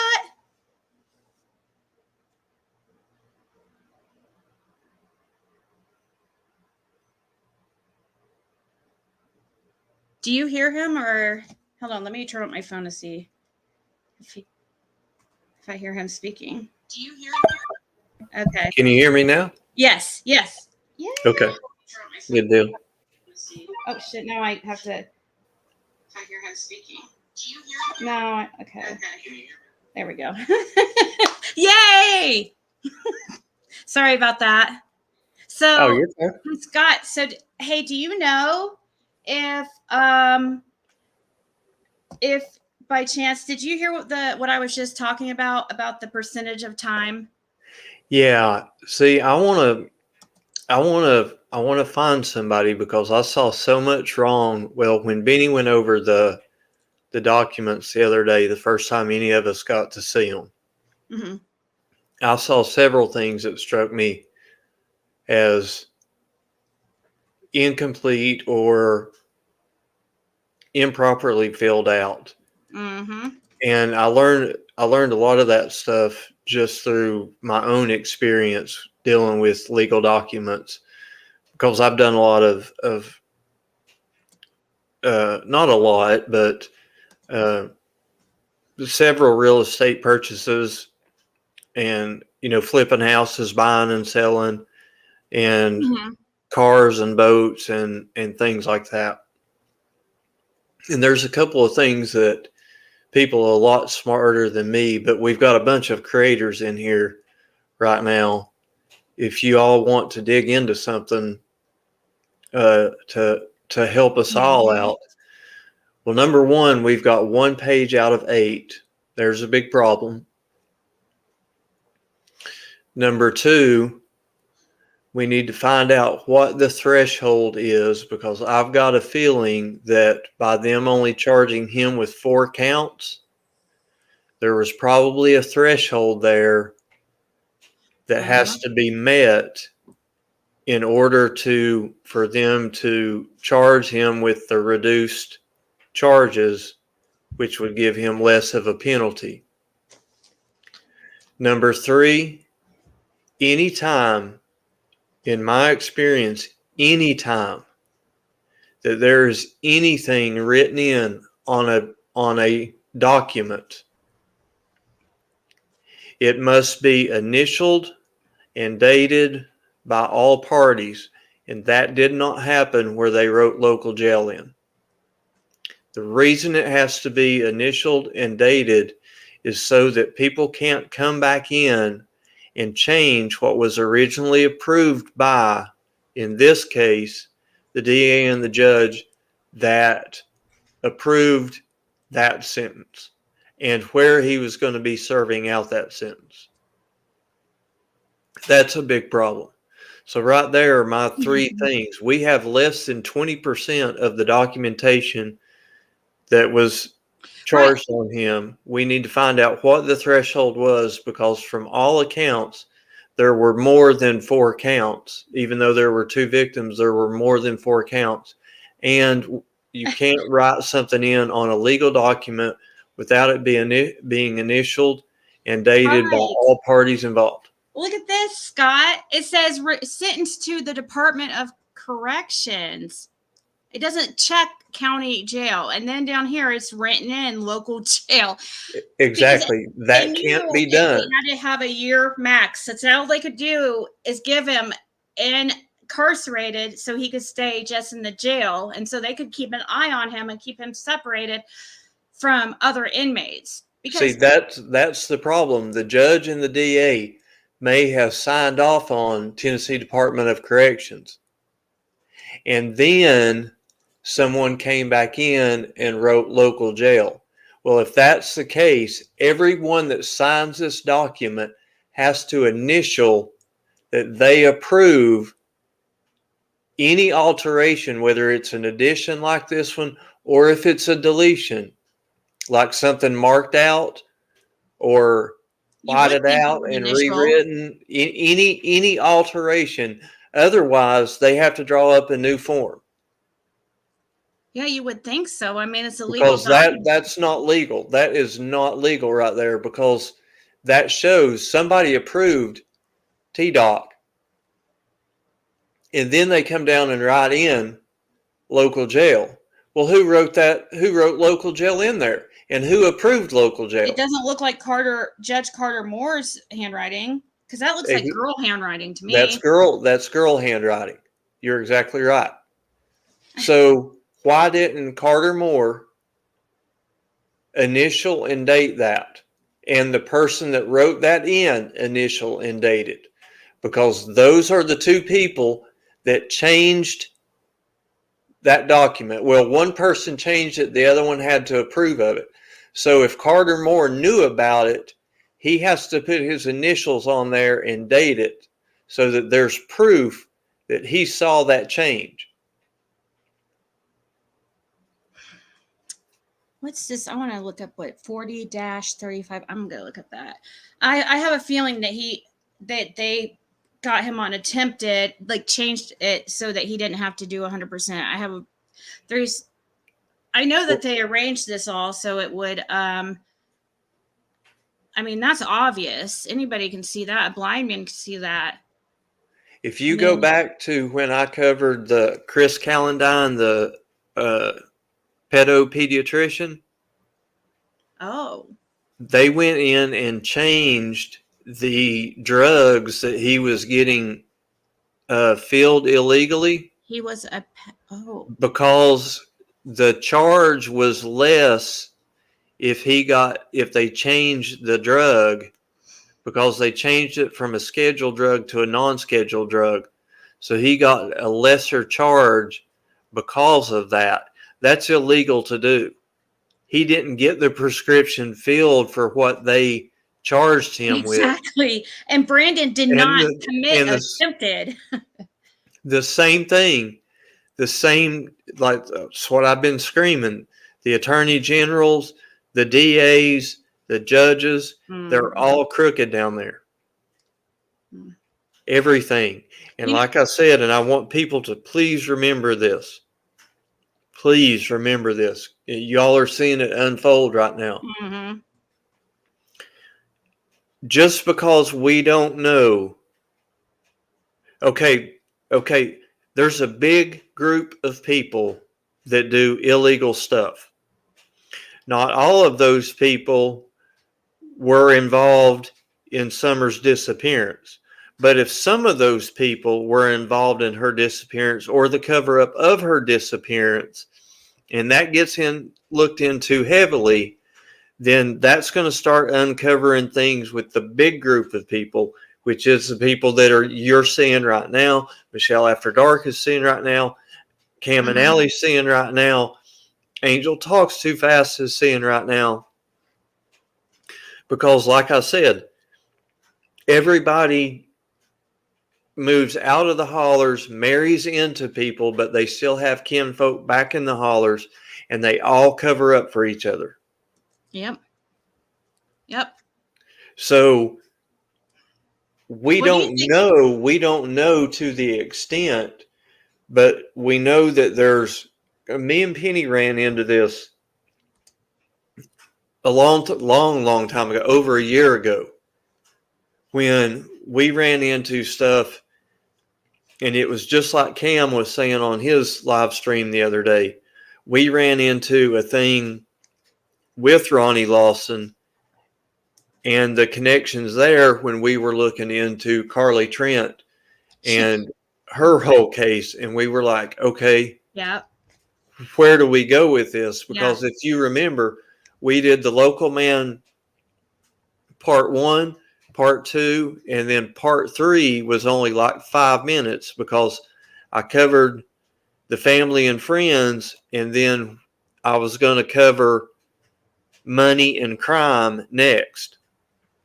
Well, after I covered the family and friends, we decided to stop because we didn't know where to go with the money and crime part of it because of the names that we were running up into. And at that time we were like, well, where do we go with this? Who do you go to? They're all freaking involved. Where do you go? Yep. Do you think possibly, though, this is what I think. I think, though, okay, look at the district attorney who is going to be he's the one that makes the call on what the sentence is. Dan Armstrong he is a freaking, I'm telling you, he's involved in this. It's not allegedly. Okay, look at Dan Armstrong. He's like, what, in his 60s or something? And so is Cecil Mills. And then so is Ronnie Lawson. They're towards the end of their career. And then they freaking, somehow Ronnie, or somehow, I'm guessing, they the judge, he's a new judge. He's 40 years old. I think I don't know. I'm kind of thinking he might be innocent and it all, or not innocent, but I think he probably looked up to these guys and, they were his, he's heard of them for years and he's starting out his career and he wants to make a good impression. I don't know. I think possibly he might not be involved at all. And there's a reason why they picked that judge. And there is, guys, a reason why the assistant too, it's like, he's not the, Cecil, why Cecil was the one that, took this or arranged the deal with, the court. I was listening to your stream last night. I wasn't chatting it much, but I've been around and been listening, even though I haven't been visible. Yeah, and I agree. I agree with you on the Cecil Mills part to a degree, and I agree with you very strongly on the judge. What I think is happening, but we don't know to what degree yet. But I honestly think people like Dan Armstrong and Cecil Mills and Ronnie Lawson, all those guys are grooming this new young judge. Yeah, and that's how this continues, and that's why you're so right. that it continues. You're exactly right. So that it continues. Happening. Because this has been going on for decades. Even Jody Sue admitted that she's been involved in working with law enforcement for a decade in these messages, which is don't you find that really weird timing that in those messages, the Discord messages, did you see those? I'm sure you did. You were there. It was in the Discord you were in with Penny. And yeah. Where she was saying that she's worked with big fish and small fish and law enforcement for the last decade. Well, a decade ago is when we found when that drug bust was. Absolutely was. And so it sounds like ever since then, she's been somehow doing some dirty work for law enforcement, it sounds like. And I really feel like that. And now it all makes sense. And even Jody Sue was kind of trying to give us hints there at times, even though you can't trust anything she says though. But she just always would talk about Ronnie Lawson. And I also, somebody, who was it that said they believe that the reason why she's live 24/7 is because she's scared and she feels like she always has to be on camera because she's scared of Ronnie Lawson and she's afraid I don't know. I think I know she's paranoid and stuff. I know she comes up with some crazy stuff, but it makes you wonder. I mean, what about Burem Church? Do you know anything about Burem Missionary Baptist Church? No, I've got to say, I tried to keep up with, because when you started that stream, the first stream that you did on that, I only caught about half of it. And then I saw part of it on the next stream, but you were ending, and then you started getting into Brandon and his charges and Dan Armstrong and all that kind of stuff. So I know that there was some property dealings there. Yeah. Okay. So have you ever heard of Roger Stewart? He's I've heard it through you. He's all up. He's right there with that video I was just showing of that Rogersville police. He's sitting there telling them all I'm getting wrongfully fired and wrongfully accused because of Roger Stewart. Sorry. Stewart. Yeah, there's a Roger Sr. and Roger Jr. And then there's he has a brother named he has a brother, I can't think of the name right a second, but he also has a son named Kevin who is listed as not the owner, but on the board of directors. I guess would be president or whatever of Burem Church, and they're involved in they have so many churches and Christian sales, like, oh my gosh. That's another thing that is looking really, that Jim Sells, I'm telling you, he's another one that's all in it, allegedly.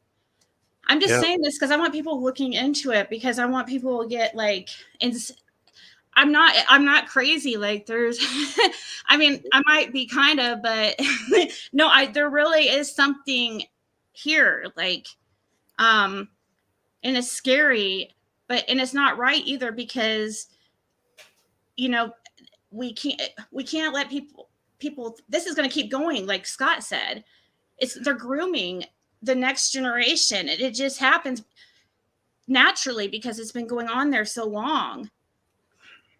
It's really, I mean, I mean, you're doing good work, and heck, you know, you might make some missteps, you know, along the way digging through stuff. Me and Penny did. I think everybody that's been involved in this, because there's so many names and so many people, and you just like the church, whoever thought that we would be looking at who Ronnie Lawson and Brandon Lawson bought their house from, that was the reason that a guy was getting fired. Whoever thought that we would be looking at what we're looking at, but here we are, and we're looking at it. Now, I know the people that are local that live around here aren't really surprised about it, because we know Hawkins County, and you know, they just have a reputation around here for, you know, that, always have.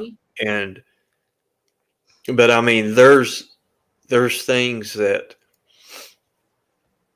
and you were, I think it was you yesterday that was saying that it was real estate, churches, autos. Yeah. Now, possibly funeral homes. Funeral homes, the offside, like that Christian sales thing, you know, the offshoots from that. How many of those are legit businesses, or how many of them are laundromats to clean dirty money? Yep. And I can tell you what, to be able to have access to some of these cats' bank records and transfers and seeing. Yeah, that's why I'm trying to pull up where the money goes, and that's why I'm trying to pull up here and show you, like, how this looks so weird. Did you see that? What about that screenshot? Or did you see? Let me pull that up real quick, because if I can find my bells way were back going off with me yesterday when you were doing the. You talked about that one business that they bought for like 2.3 million or 2.8 million. Yeah. Okay. They were doing the tax reduction, property tax reduction for that guy. And it went from 2.8 million down to 200 and some $1,000 or whatever. Yeah. You know, so it went from to 1% of its price. You know. Yeah. 10% of its price. Like right here. Like this is okay. So did you see this? This is another, once again, the Stewarts they own this property at 187 Bass Lane, which of course what's Roger Stewart and Rick Stewart's his brother. Rick Stewart also had a pawn shop in Rogersville at one time called A to Z. Like A to Z pawn shop or something. And he got in trouble for a lot of, he got like 45 counts of like something with finances, you know, just shady business stuff with that. And he also he's all up in this now. They also get their wives, use their wives' names and put stuff in their wives' names and transfer things back and forth. But this sure as hell doesn't look right. Mortgage amount $1.47 million and assessed value $13,450. Sale amount $115,000. It's a pattern. It's not like, I mean, this isn't from a site that's, it's one of those pay background sites, so it's not like 100% accurate or anything. But when you start to see this over and over and over again, and then you and when you look into it, it's crazy. Right. This is a sex offender. I don't know if Hoffmeyer, who is the neighbor of Brandon, in that house is owned by, or he's living in the house owned by, or this house right here. And Brandon also got his house off of Roger Stewart, who at one time also sold Ronnie Lawson a house. And so, yes, there's rumors that the church sold Brandon his house. When you look up this address, that's what I was going to show you on that other screen. When you look up the address on this background site, that's why I went down to here this is to his current address.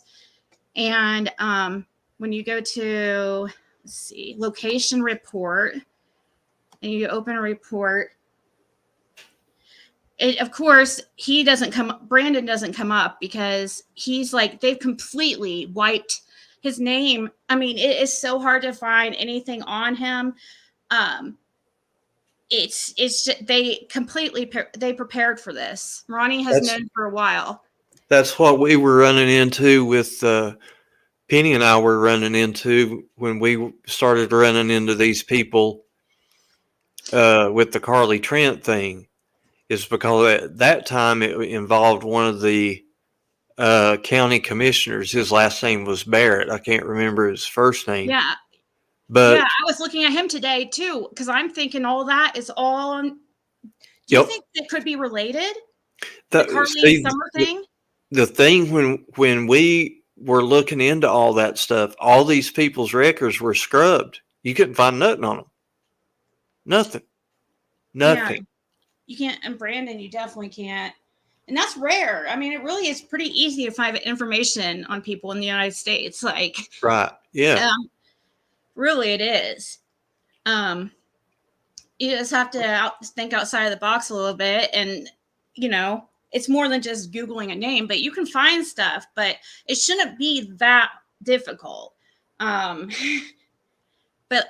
look, this is what the possible business affiliations, Burem Missionary Baptist Church, that comes up under 112 Madeline Lane, which is Brandon's address. And then you see that you can't find Burem Church. You won't try to find like business records on it, like at the exact, they're not putting things under the correct like addresses and stuff. And I don't understand that. It doesn't make sense. I don't get it. Like, I don't see how that would be used to their benefit, but they're keep changing names, and they sell things a lot. And I'm noticing like the mortgages are like way astronomical over the actual value. Here's a $400 or $400,000 mortgage amount. Let's see if that's even close to, I don't know, $120,000 sale amount. See, I don't know. It just, I always first go to Intellius when I start my research. That's where I go first. And then from there, I verify the information because it's not always 100% correct. So like I said, this is not necessarily 100% correct, but it's good as a starting point.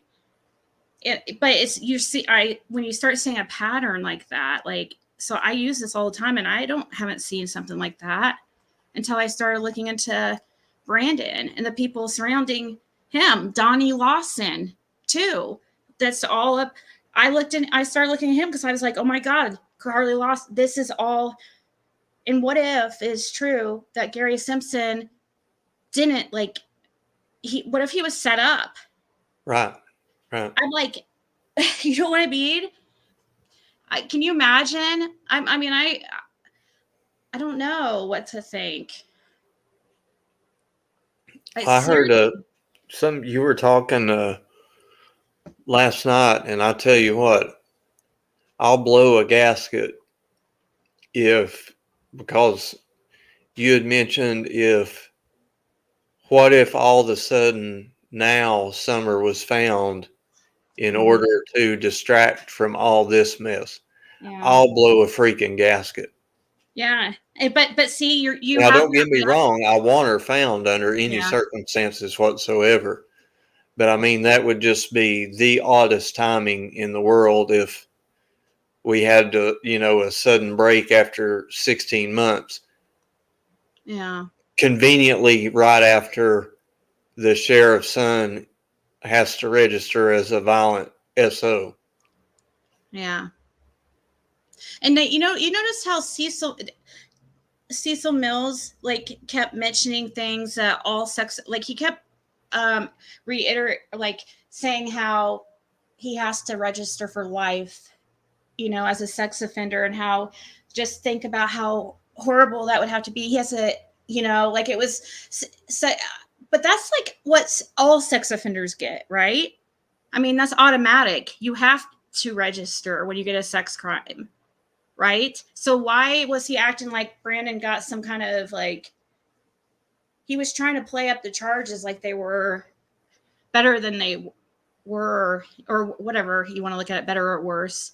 We're going to have to see if Brandon's going to have to move too, because depending on where he lives, you have to be a certain distance away from daycare centers, certain distance away from schools, certain distance away from things like that.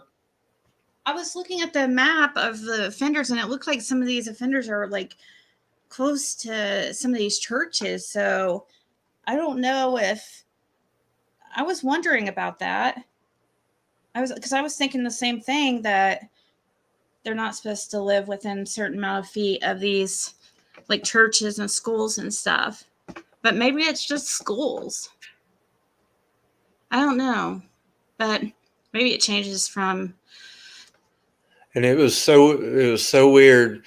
Cecil Mills made it a point several times to make sure everybody knew that he was black. Everybody knew that he was poor.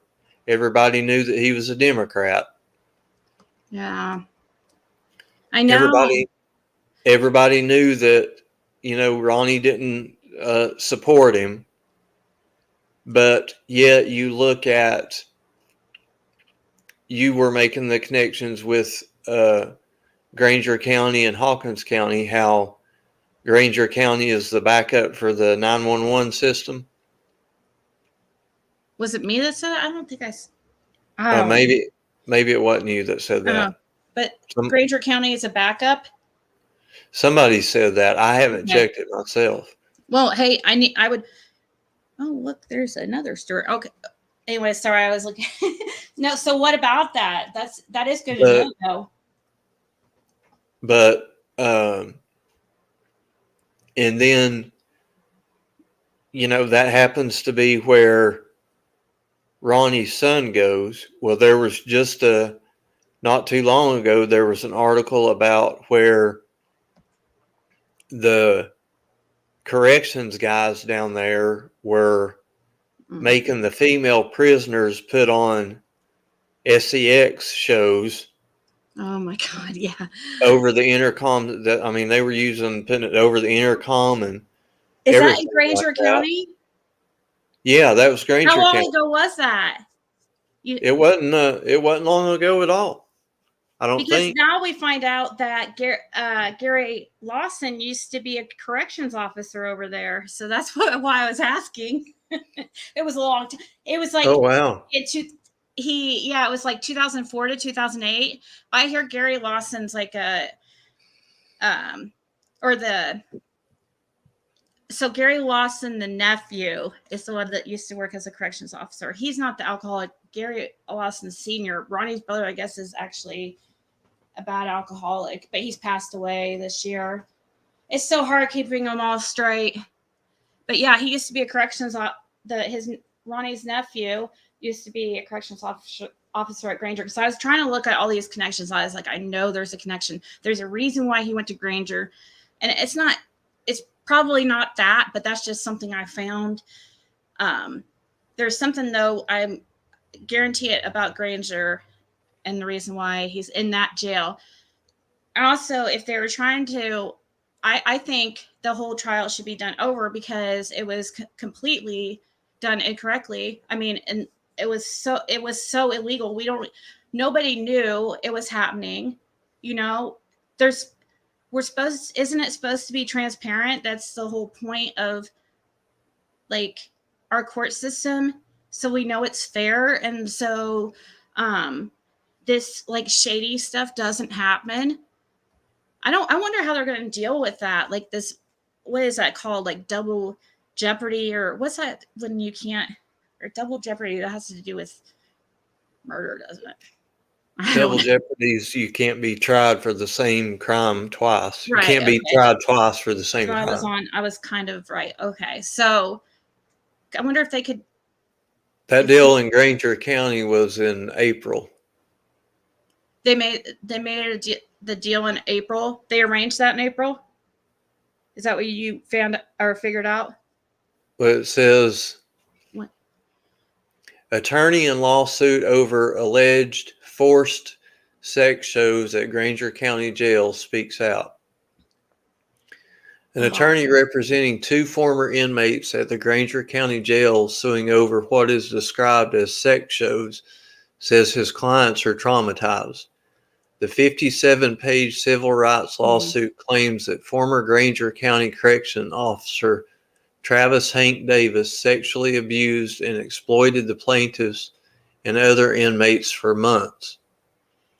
Along with Davis, the suit names Sheriff James Harville. There's another sheriff. Jail Administrator Chris Harville. Well, there's nepotism. And another corrections officer, Leonard Dalton, as defendants. Dalton. That's the name Dalton. We have to write that. I need to get a pen. Okay. Keep going. Sorry. Dalton. I recognize that name. My clients ultimately thought that the whole situation was wrong. They're traumatized. Again, they went there to just do their time, and that's ultimately not what they got, said attorney Lance Baker on Wednesday. Here we are a year after this took place, and Granger County has not done, to our knowledge, a thing about it. I don't know if they've turned it over to the district attorney's office. If they have, then why is this Granger County district attorney not set charges, or at least take things to the Granger County grand jury for some sort of indictment? The class action case is open to females who were inmates from February 2021 to March 2022, so for 13 months. They know there is a year statute of limitations on these cases, so I can only guess at this point they perhaps wanted to sweep this incident under the rug. Imagine that. It's not like they didn't have the proper information, said Baker. WATE reached out to Sheriff James Harville, who directed all questions to the attorney for the sheriff's office, who has not responded to questions. When Davis was contacted, he had no comment. So I was taking notes. Let me, I'll post this in the back chat. Okay. So that you can grab it so you'll have those names there. Yeah, because I save I'm trying to save it because I'm trying to put together things like a chart that shows, because it's so hard to keep track of everything. And I'm trying to show how everything connects, like in a visual way. So, because you can't just, I mean, some people can learn by just hearing it, but I mean, you have to see. People don't think this stuff goes on, and it seems like a movie or something, but this has been this is how this county has been for probably before Ronnie Lawson, I imagine. I mean, I don't know. Maybe it started. I doubt it started with him, but well, I don't know. What do you think? You've been there this whole time. Well, I see. Or that area. I'm not familiar with. Remember looking at the maps. The actual town part of Rogersville is west, like 30 minutes west of Beach Creek. Right. Because Ben Hill Road and Beach Creek is like, what was it, a quarter mile, half mile from the Sullivan County line? Yeah, not long, not far So at all. I'm only familiar with the Beach Creek area, the Grassy Creek area, the Christians Bend area, which is out by the river, and Surgoinsville. Like, I never went down to the town of Rogersville, only a couple of times, because I had a friend that was in recovery that lived down there, and I would go visit her every now and again. But I mean, that was basically, just driving to her apartment. But Hawkins County has a bad reputation. Has it had that for before even Ronnie Lawson was? Yeah. Okay, so it's probably been. As far as corruption and like whispers of corruption, that. Oh, I remembered that name of the guy that I was trying to. Well, I did remember it for a second. Anyways, was it that Fred Hill? You might remember the guy's name. So that Fred Hill said that was his best friend. Who said I was actually going to message you about that the other day. I couldn't remember it. You couldn't remember his name? Okay, actually, I know where to find it. I texted it to Cam because I was trying to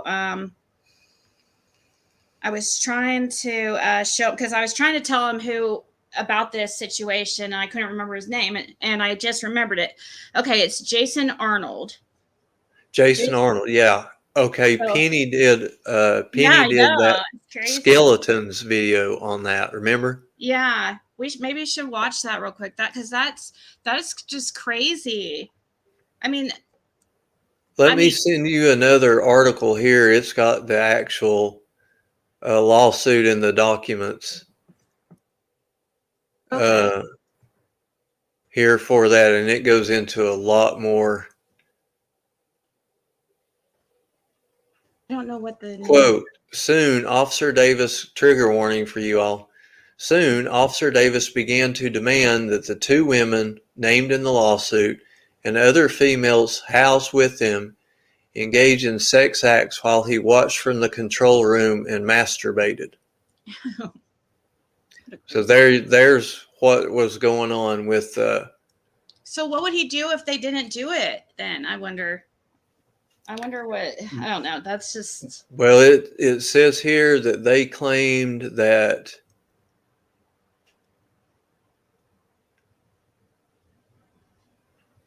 Of course, they did it. He would give them lighters for their cigarettes. Oh, he was probably bringing stuff in for them. Okay. Yeah. And I'm sure it was blackmailing them. The women's complaints were ignored, and their requests to be moved away from Davis's authority were denied, leading them to perceive that Officer Davis was untouchable. The lawsuit states. Mm-hmm. Davis's abuse of the women was overt and frequent, occurring on approximately 30 or more occasions from February 2021 to April 2021. It says they violated, there was something called, I lost it. Cross-gender supervision. Oh, yeah. Mm-hmm. That violates correctional institution best practices.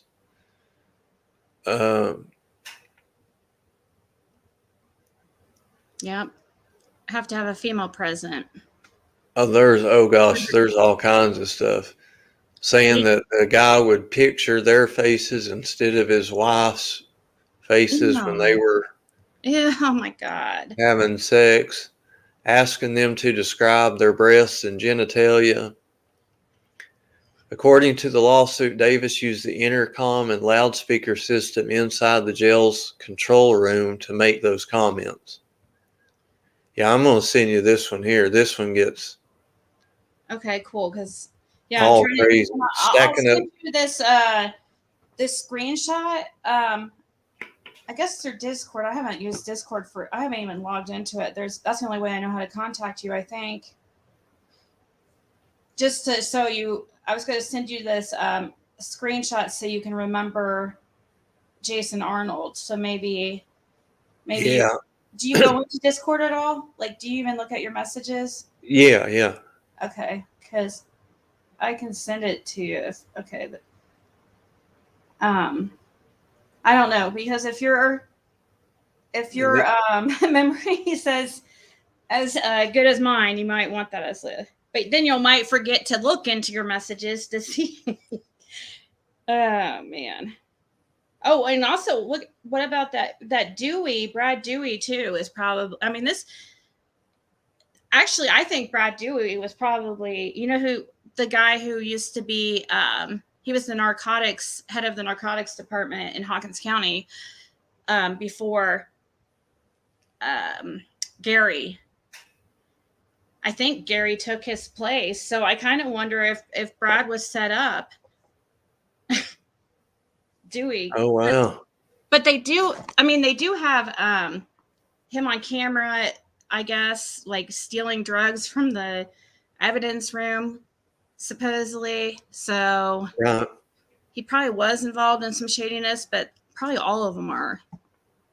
It's probably all of them together. I wonder which one of these videos it was. Dang it. It was something about, it wasn't a long video. It was something about,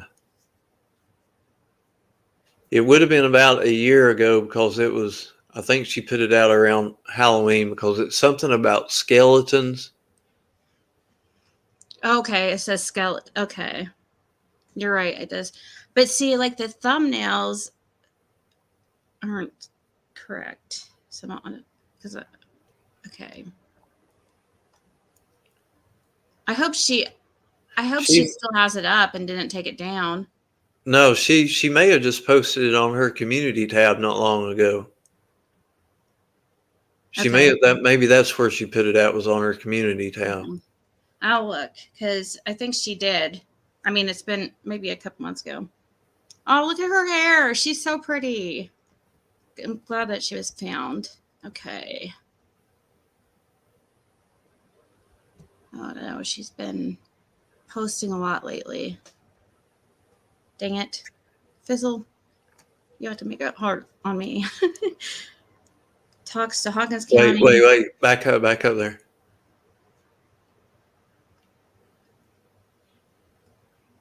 Oh, right here. I think this skeleton wanted to say. Yeah, that one right there. This is that it? One right there. Yep. Oh, yeah. That's him. See, this was October 21st, 2021. So this was before I even talked to Fred Hill. So really, Fizzle is the one that mentioned this first. And now it seems like it's possible. I can't find very many articles about his disappearance. Like, they are so vague about it. It makes me feel like Hawkins County is involved with this. But anyways, let's watch this real quick. I'm sure she won't care. No, she won't. That's where this one you save. Better lock it in your pocket. Taking this one to the grave. If I show you, then I know you won't tell what I said. 'Cause two can keep a secret if one of them is dead.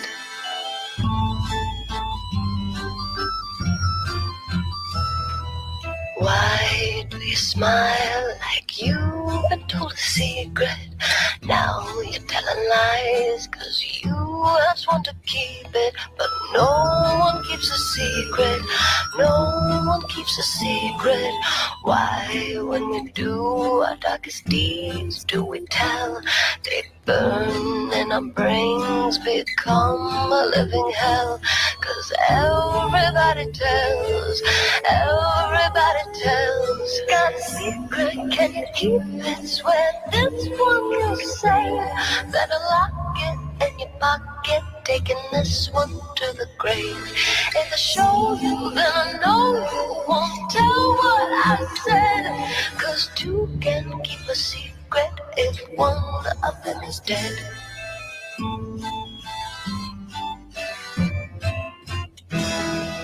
Look into my eyes, now you're getting sleepy. Are you hypnotized by secrets that you're keeping? I know what you're keeping, I know what you're keeping. Got a secret, can you keep it? Swear this one you'll save. Better lock it in your pocket, taking this one to the grave.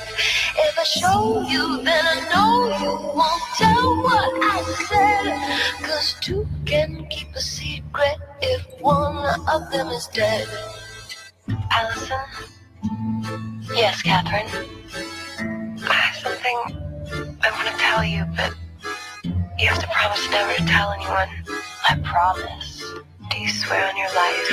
I swear on my life. You swore you'd never tell. You swore you'd never tell. You swore you'd never tell. You swore you'd never tell. Got a secret, can you keep it? Swear this one you'll say. Better lock it in your pocket, taking this one to the grave. If I show you, then I know you won't tell what I said. 'Cause two can keep a secret if one of them is dead. Got a secret, can you keep it? Swear this one you'll save. Better lock it in your pocket, taking this one to the grave. If I show you, then I know you won't tell what I said. 'Cause two can keep a secret if one of them is dead. Got a secret, can you keep it? Swear this one you'll save. Better lock it in your pocket, taking this one to the grave. If I show you, then I know you won't tell what I said. 'Cause two can keep a secret if one of them is dead. Yes, two can keep a secret if one of them is dead. Yes, two can keep a secret if one of us is dead.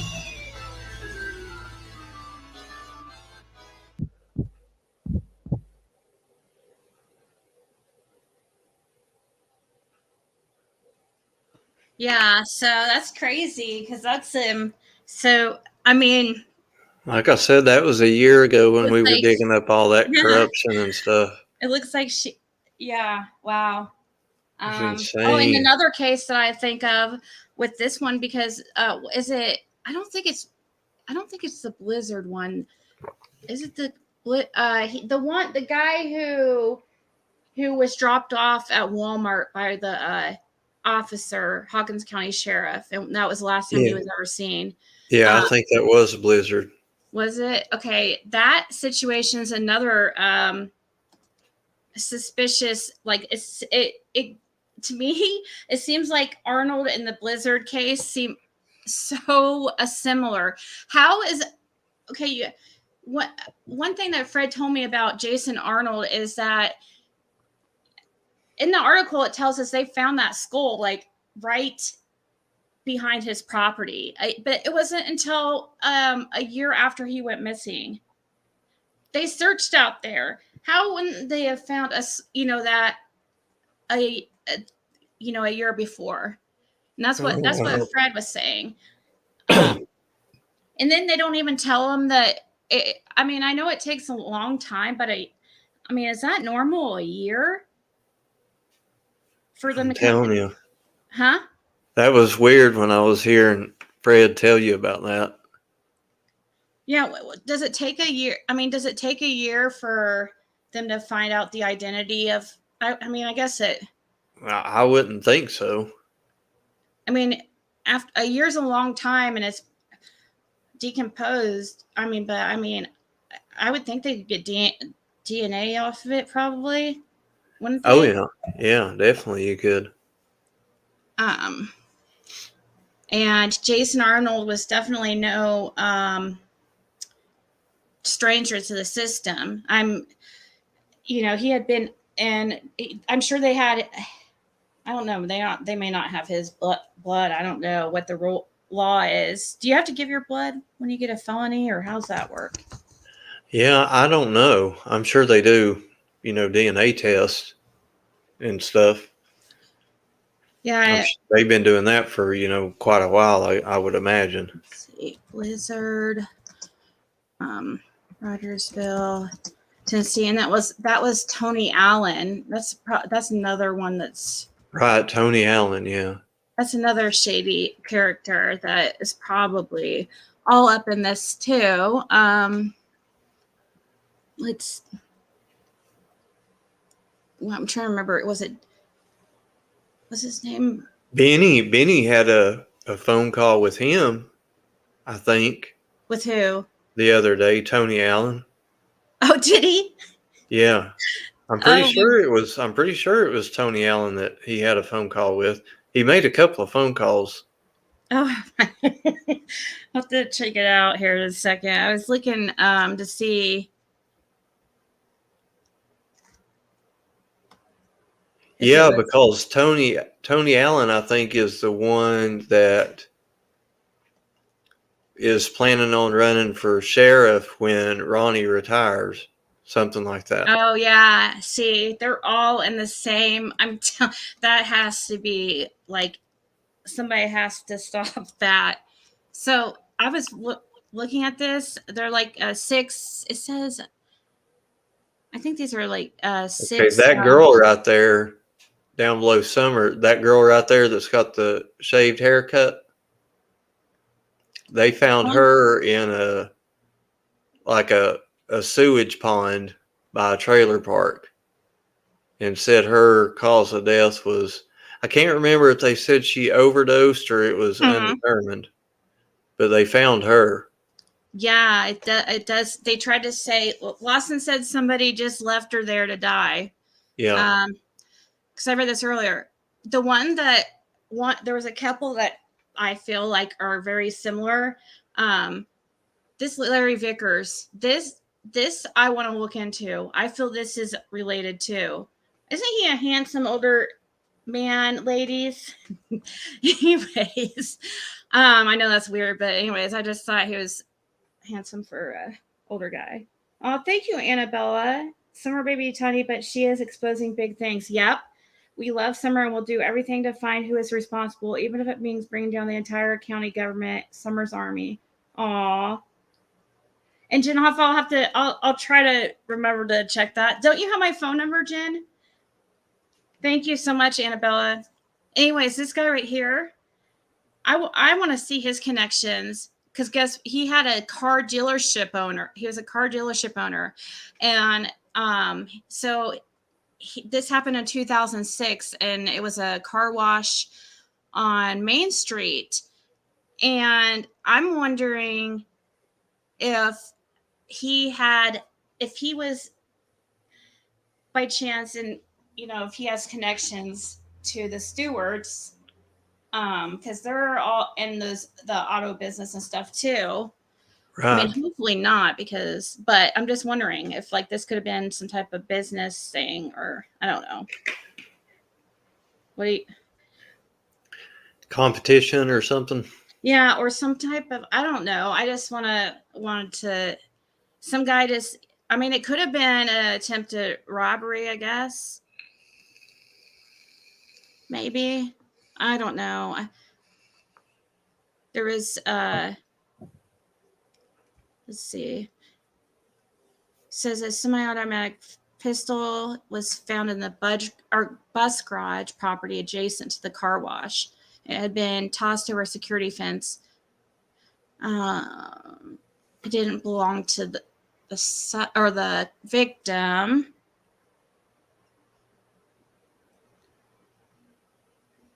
Huh. And this guy right here, this is another one that's another weird one that seems like could be all involved in this too. David Wayne Blizzard. He had not seen him since September 30th when he was at her residence in Surgeons. How do you say that? Surgeonsville? Sirgoinsville. Sirgoins. By the way, that city or Sirgoinsville is one that's come up a lot when I've looked into these people. That's a rough place down there. Okay. Is it because what county is that? Is it Green or is it? No, it's still Hawkins County. It's Hawkins. Okay. Yeah. Well, it keeps coming up. Because I've looked a lot into Greene County because I think it was Greene County. Whichever Dan Armstrong. He's Dan Armstrong and I think lives out there. Anyways, Greene County is where our federal court is up here. Oh, okay. Yeah, that's where the federal courthouse is. Well, I was trying to remember there's been so much stuff like to remember. And I'm trying to remember I can't even really remember exactly what it was about Greene County. But there's some kind of tie to it, to Greene County. Because I looked into all the counties of like where these people came from. I knew that the district attorney had to have been somebody like a good, that has known Ronnie for a while. And I mean, there's a reason why this district attorney was chosen. And don't you think it would be a conflict of interest? Because he's the district, not only is he over Greene County, I think Greene County and Hamlin, but he's also over Hawkins. So he's the DA for Hawkins County. So how can he be? I mean, that's a conflict of interest. Wouldn't you think he should have like that? It should not have gone to any district attorney that's associated with that is. Don't you think? I mean, because he works for the state, district attorney works for the state, and so does Ronnie Lawson.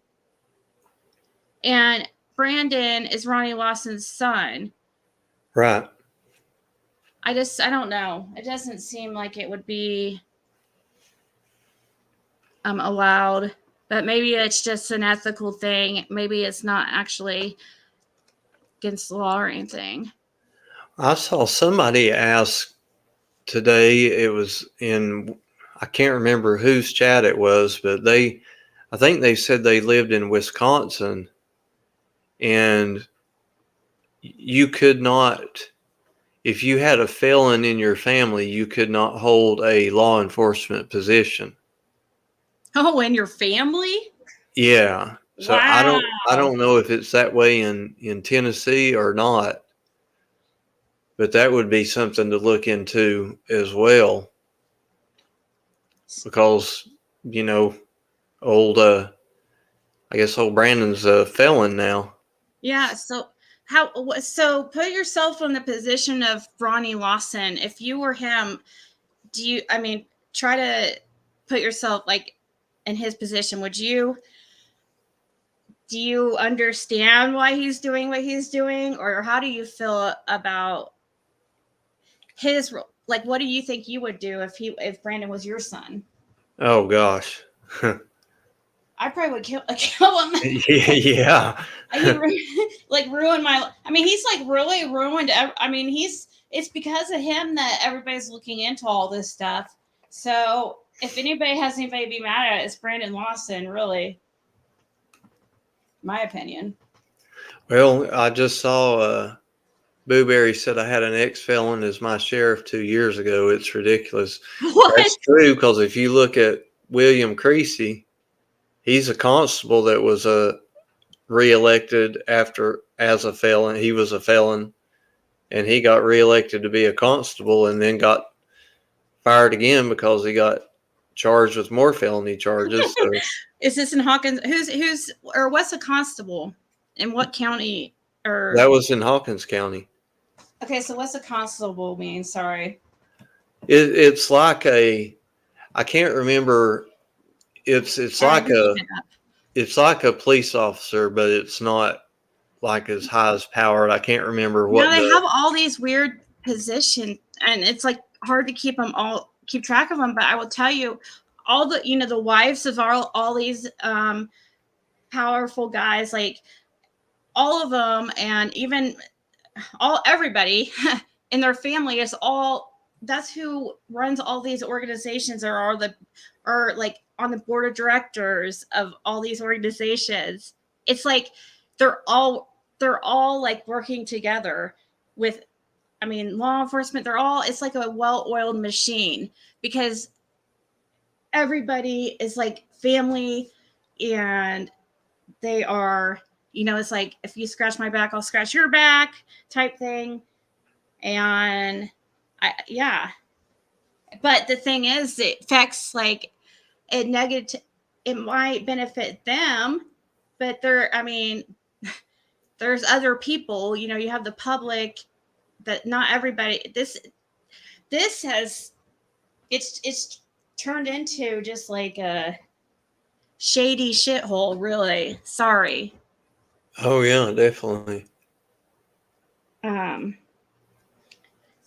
Let's see. I felt like a constable, a peace officer with limited policing authority, typically in a small town.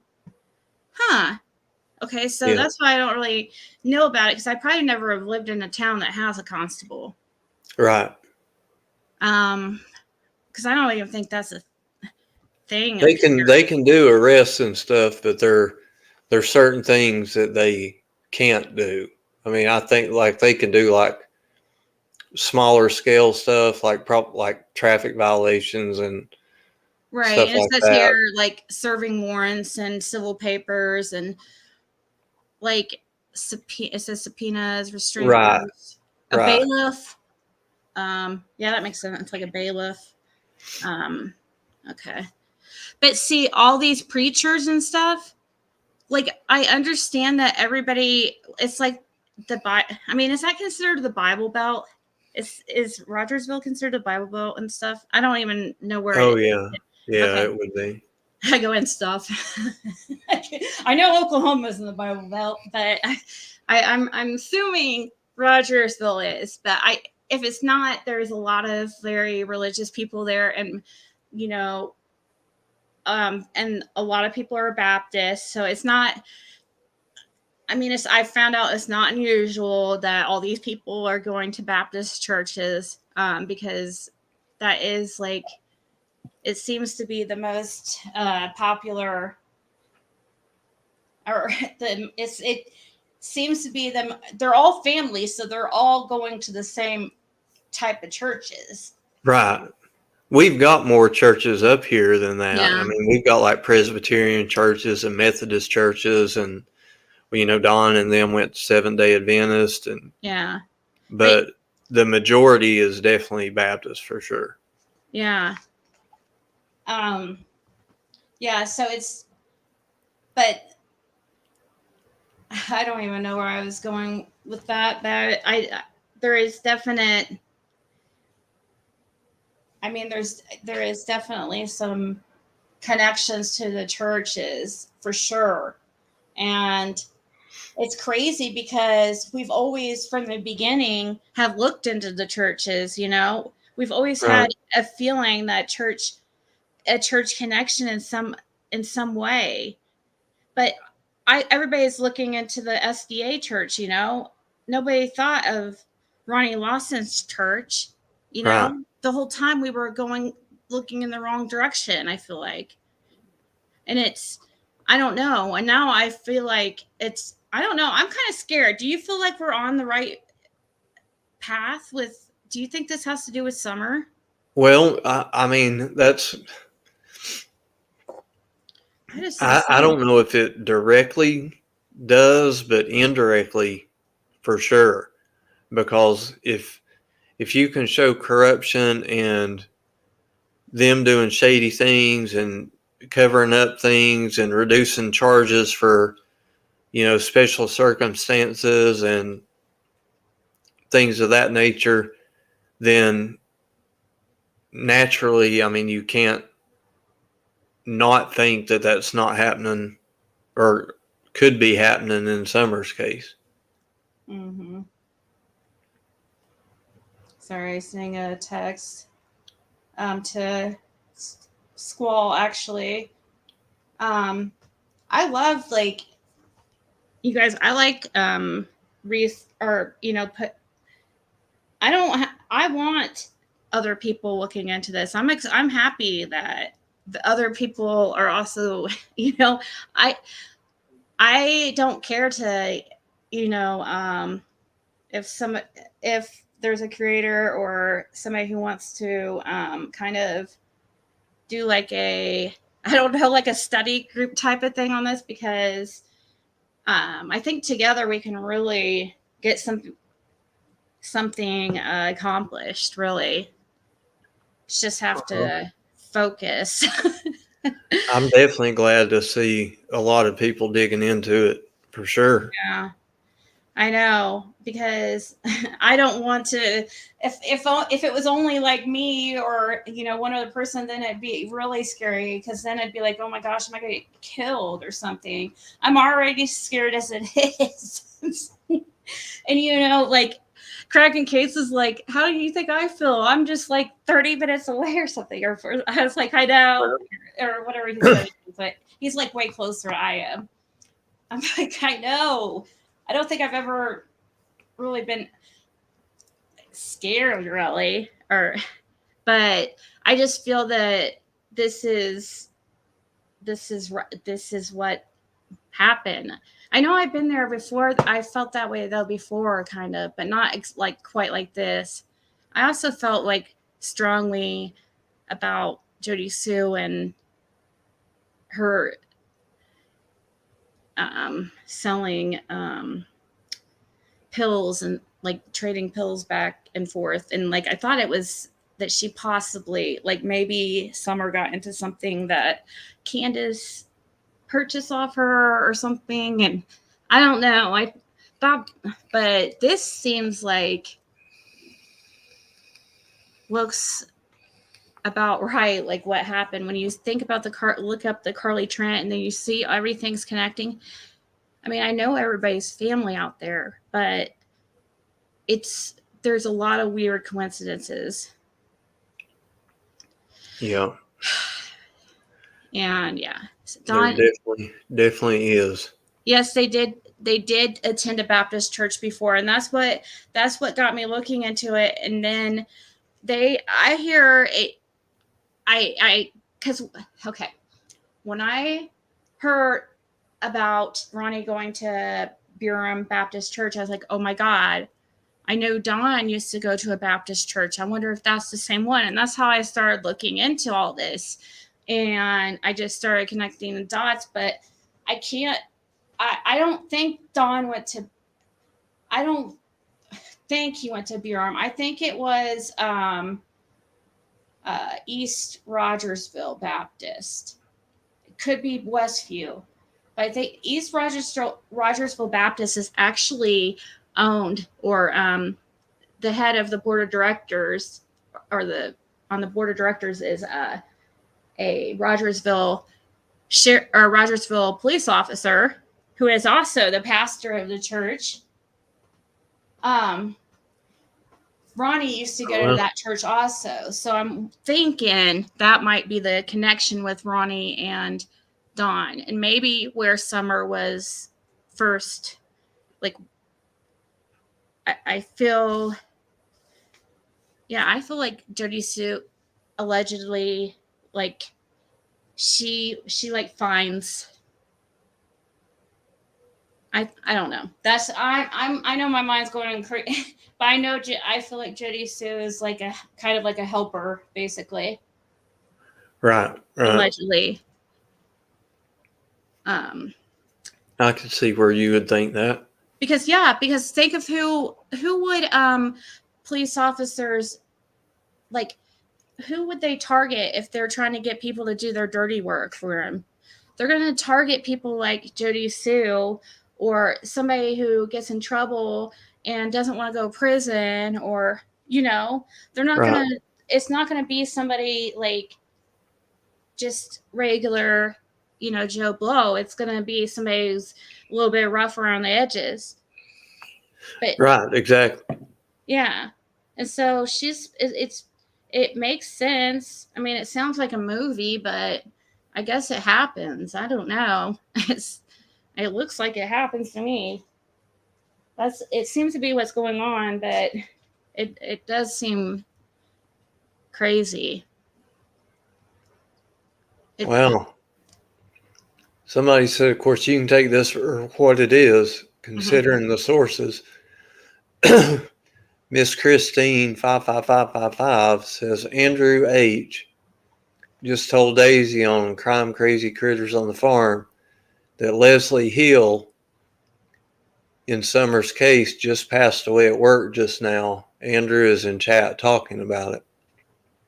What? Well, the crazy farm lady and Andrew Hiltz are both questionable in my book. Yeah. But Sarah, because Daisy will make a, she's you ought to hear the stuff that Penny's dug up on Leslie Hill and their connections, and about Hunter and True staying over there. Sick.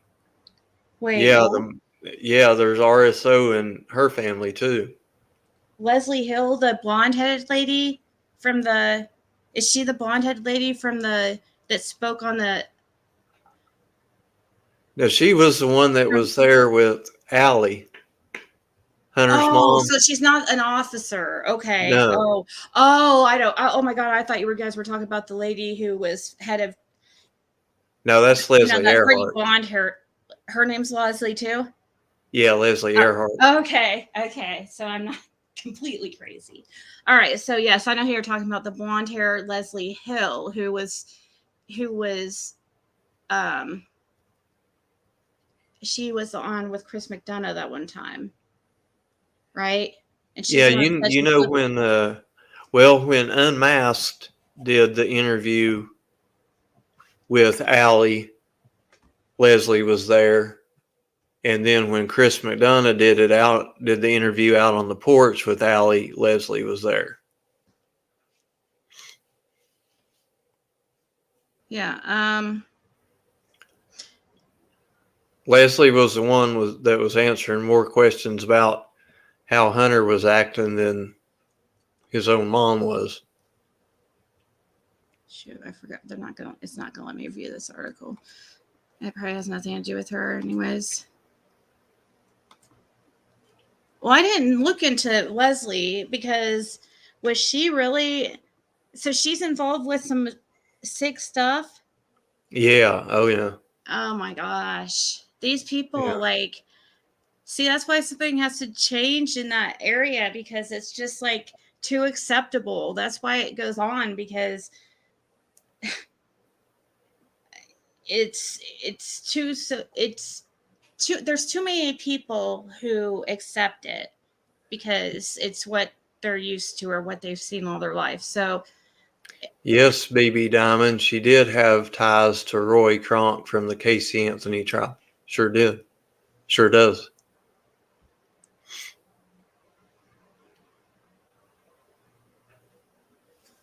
wait, who? The creepy dude that found Leslie Hill did? Yeah, Casey Anthony's. Yeah. That creepy dude, yeah, he's from Kingsport. Really? Roy Cronk, yeah. And found her down in Florida.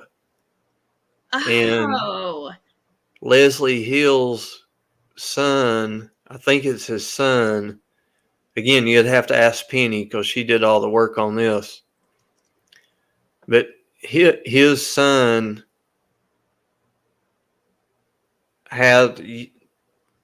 had the same mailing address as that Roy Cronk guy or something like that. They Really? lived So her together, rented a grandson? place together or something. Yeah. So her grandson then? It was Leslie's weird. grandson. Weird. Yeah, it is. Wow. So many weird things and coincidences, I guess. Super weird. Oh, wait. Okay.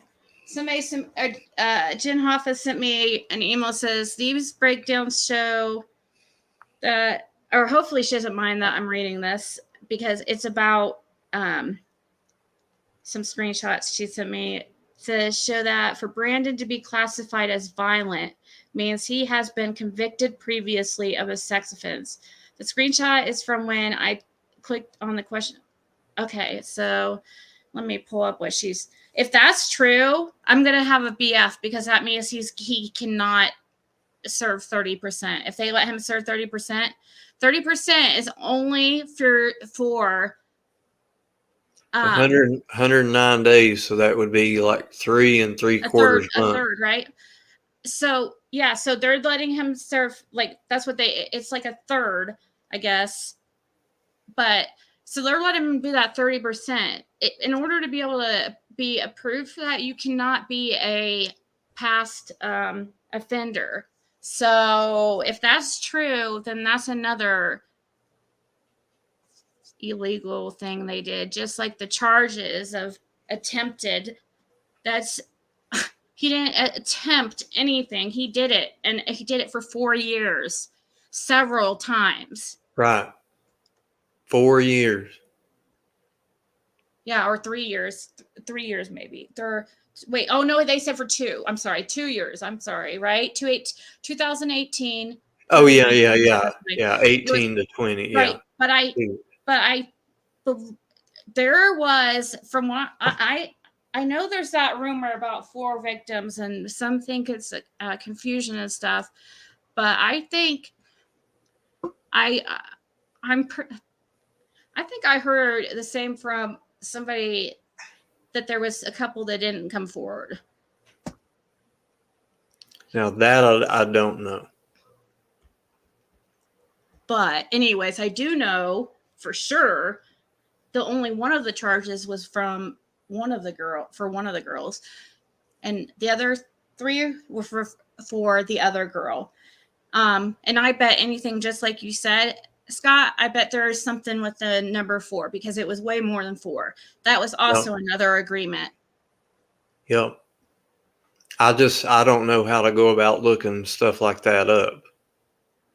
But I'd about bet $100 bill that there's something about that number 4. Yeah, we'll have to just look into if I remember.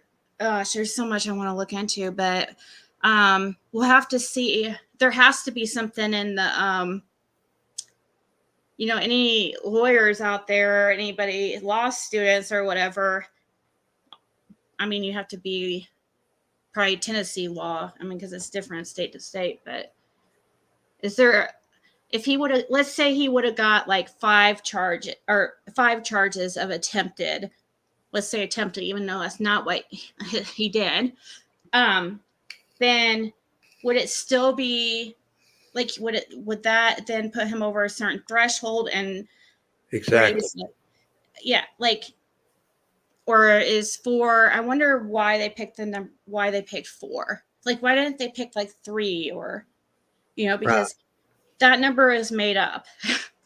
And Exactly. It's for some reason. Like, wouldn't you think you would say, like, more, something like 3? Like, he could probably have got away with 3 and people would have believed. Why didn't they say like 3? Go for 3 charges only, or 3 times, like. If you listen to that call that Smiley Stories did with Cecil Mills says, one of them, he said something about so many times I don't even want to talk about it or something like that. So that would mean Yeah, I would take that as more than 3. I would take that as a heck of a lot, Yeah. and very frequent, very Why did often. he say? You And know, why did he say he would have easily got easily got a conviction or easily won? So right? why would he say that? That just proves our point that that he knows that this is ridiculous. Like, he would have got him in jail easily. Isn't that what he was pretty much saying? Is that he was Yeah, easily of one hit, because he's a state attorney, so that means he would have been, you know, Brandon would be the defendant and he's the right, prosecutor. right. He's saying he's going to win. So he's saying, so why? I don't know. Somehow I feel bad for him almost in a way, because I do think he was somehow pressured into something, he didn't really want to do. But I don't know until I find out the real truth, if we ever do, which we may not, probably won't ever know, but I don't know. I want to like the guy, but because he seems like he could be a really nice guy, but and maybe possibly was just used as a pawn. I don't know. I don't know exactly, but I do know Dan Armstrong's and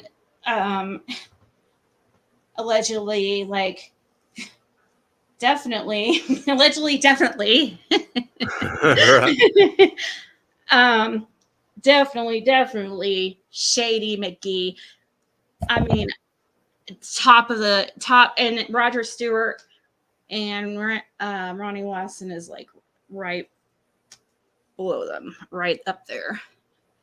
I think. I just wonder if, maybe if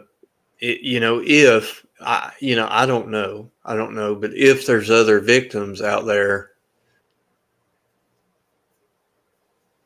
that they came forward and, let's see. Oh, are you Person trying to who read has that at been the same time? convicted in this state of Yeah, I was committing gonna read a that after violent sexual offense as defined or as equivalent in another Yeah, we're jurisdiction. gonna have to look up those. So it says under 40-39202, which I'm gonna have to look those up because now Right. violent sexual offender means a person who has been convicted in this state of committing a violent sexual offense as defined in subdivision 28 or its equivalent in another jurisdiction, or has another qualifying conviction as defined in 40-39. So I don't know. I think they're trying to say that means he's had another charge before, but I don't think that's what that means. But we'll look. Let's see. Okay. Oh, they pulled a violent juvenile sexual offender means a person who is adjudicated delinquent in the state for any act that constitutes a violent sexual offense, provided that the person is at least 14 years of age, but less than 18 years of age at the time the act is committed. I kind of wonder too if well, maybe I shouldn't say the age. Never mind. I don't think it's at the ages are out yet. I don't think age of the victims are out, so I'm not gonna say, because I'm wondering. Oh, what I was gonna say, I'm not gonna give specifics, but I wonder if, like, whenever it started, I wonder if that was kind of fibbed on too, Right. Because if it was an 8 year younger, then it would have been a much higher penalty. So I'm wondering if it's. I mean, it makes you wonder. That's the kind of stuff that makes you think, like, I mean, he just did this to himself, like, because now it looks so shady. Now everybody's looking into it and finding all kinds of stuff. And we're just going to assume that all of it is just shady. Yeah, absolutely. So if that means a person who It's is hard not to, Yeah, let's see. It says 28. 82. Yeah, I'm going to have to look that up. A2. Upon an adjudication, I don't know how to say that, of delinquency in the state for an act that constitutes a violent juvenile sexual offense, the violent juvenile sexual offender shall also be considered a violent sexual offender under this part unless otherwise set out in this part. And then violent sexual offender means an adjudication of delinquency for any act committed on or after July 1st, 2011, that if committed by an adult constitutes the criminal offense of I don't think that's. Yeah, I don't think he falls under that. No, I don't think that's. I'm gonna have to look these up. Because I don't know what they're trying to say. Let's see. Let me see what she was trying to say. Okay, you think that because if he's classified as violent, that means he has been convicted of a previous sex crime. I don't see where it says that he has to have a previous sex crime in order to be a violent offender, sexual offender. But I'll pull it up and because I'm curious anyways. So, I mean, I'm curious to look deep into and look up what these statutes or laws are. I don't know what they're called. So 4039-202. See, Duchess is saying, I know from speaking with someone who knows the victim, they stated the victim and family were basically silenced. Justice was not served.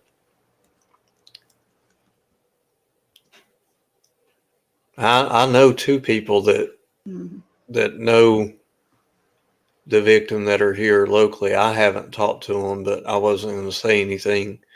But there's a good chance that Duchess has talked to them. So I would say there's probably truth in that. The victim and family were basically. I would say it's probably truth in one of the victims for sure. Yeah. Because I don't see how because they keep reiterating the victims, like it was basically the victims, that really wanted this sentence because that's what it feels like because they keep mentioning the victims. Got to remember we take into account what the victims, and he kept saying that, and so he's basically trying to give us a hint there that it's the sins weighed heavily on what the victims wanted, but you have to have a reasonable sentence too for the crime. You can't just, because he committed a crime against the victims, but he also has committed he also owes the society. Right. He's like in a church claiming to be a deacon or is a deacon in a Sunday school. It's also, and also people can use his sentence as a reference and be like, well, this guy only got this, why am what did Sherfy get? What was his sentence? See, that's what scares me so much is this court case could set a precedent and be used in other cases for other defendants to refer to and say, well, look, this guy did this and he only got, 365 days and only had to serve 30% of it. So why can't I, Yeah. And I want to look up that too, about what percentage, what's the laws on that, because I think something's not right with that too.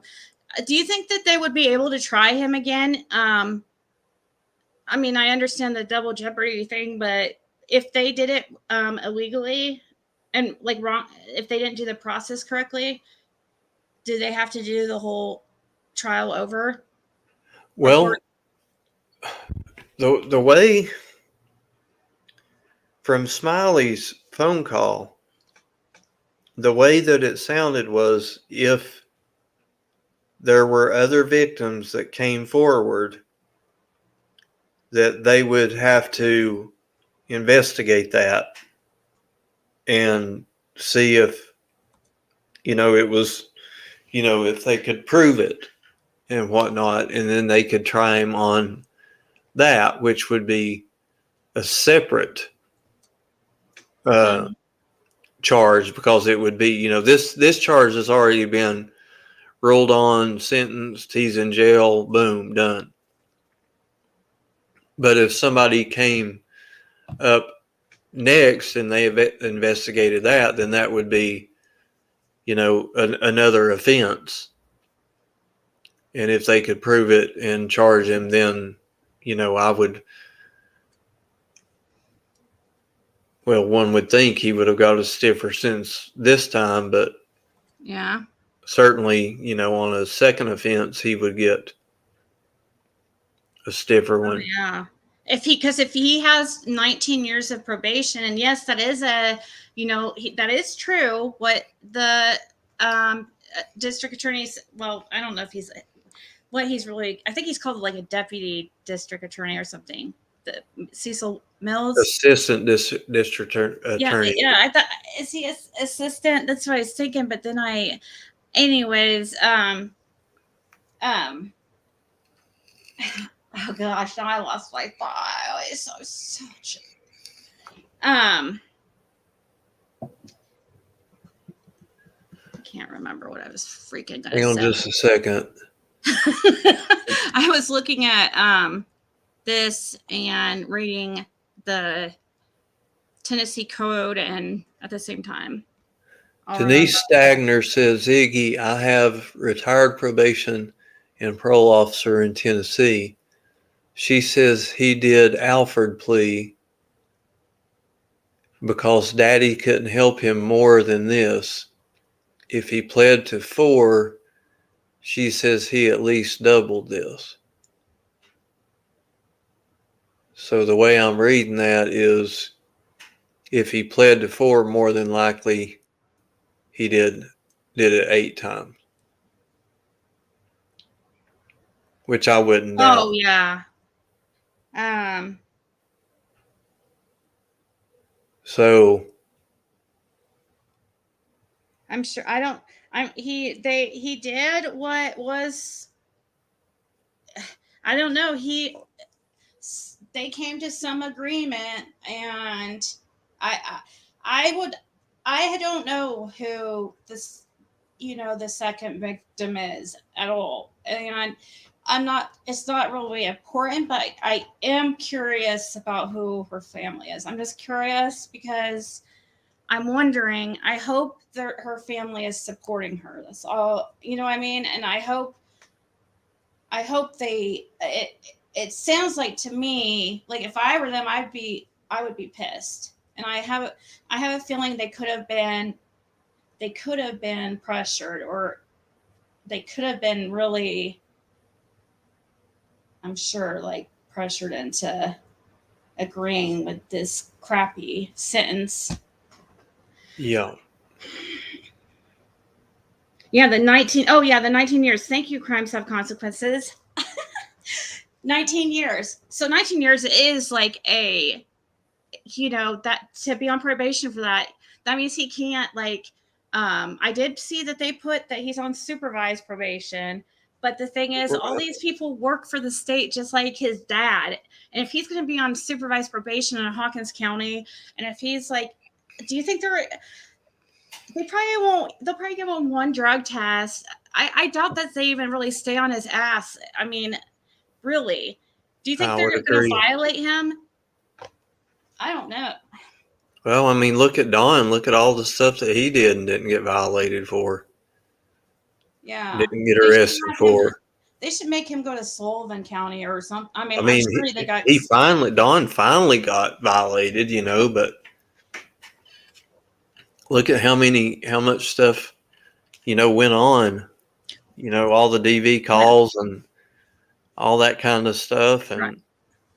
Yeah. And well, the good thing is though about this if he gets arrested again, if he gets caught again, I mean, he better be he better like really be like watching his, his shit, because if he gets in trouble again, and I mean, let's say he gets in trouble in another state, and he doesn't have daddy to protect him there. That's a violation of his probation, and that's 19 years.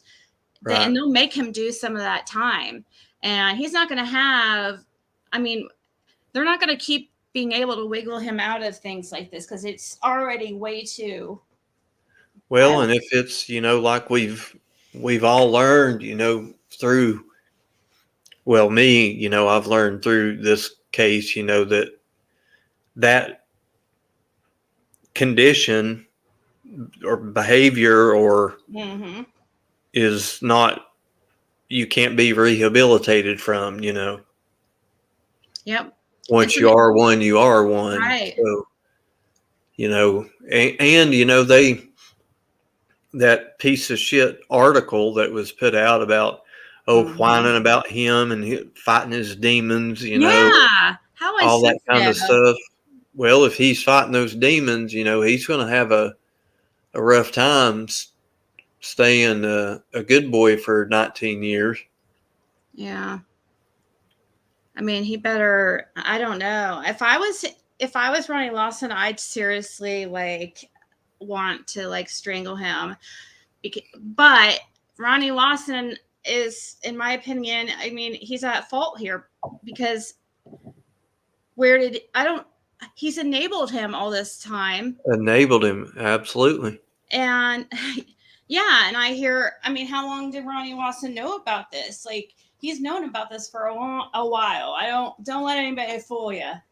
Oh He's yeah. known about this for definitely a while, probably the whole time, the whole Summer Wells case almost. It was probably all around the same time. Huh?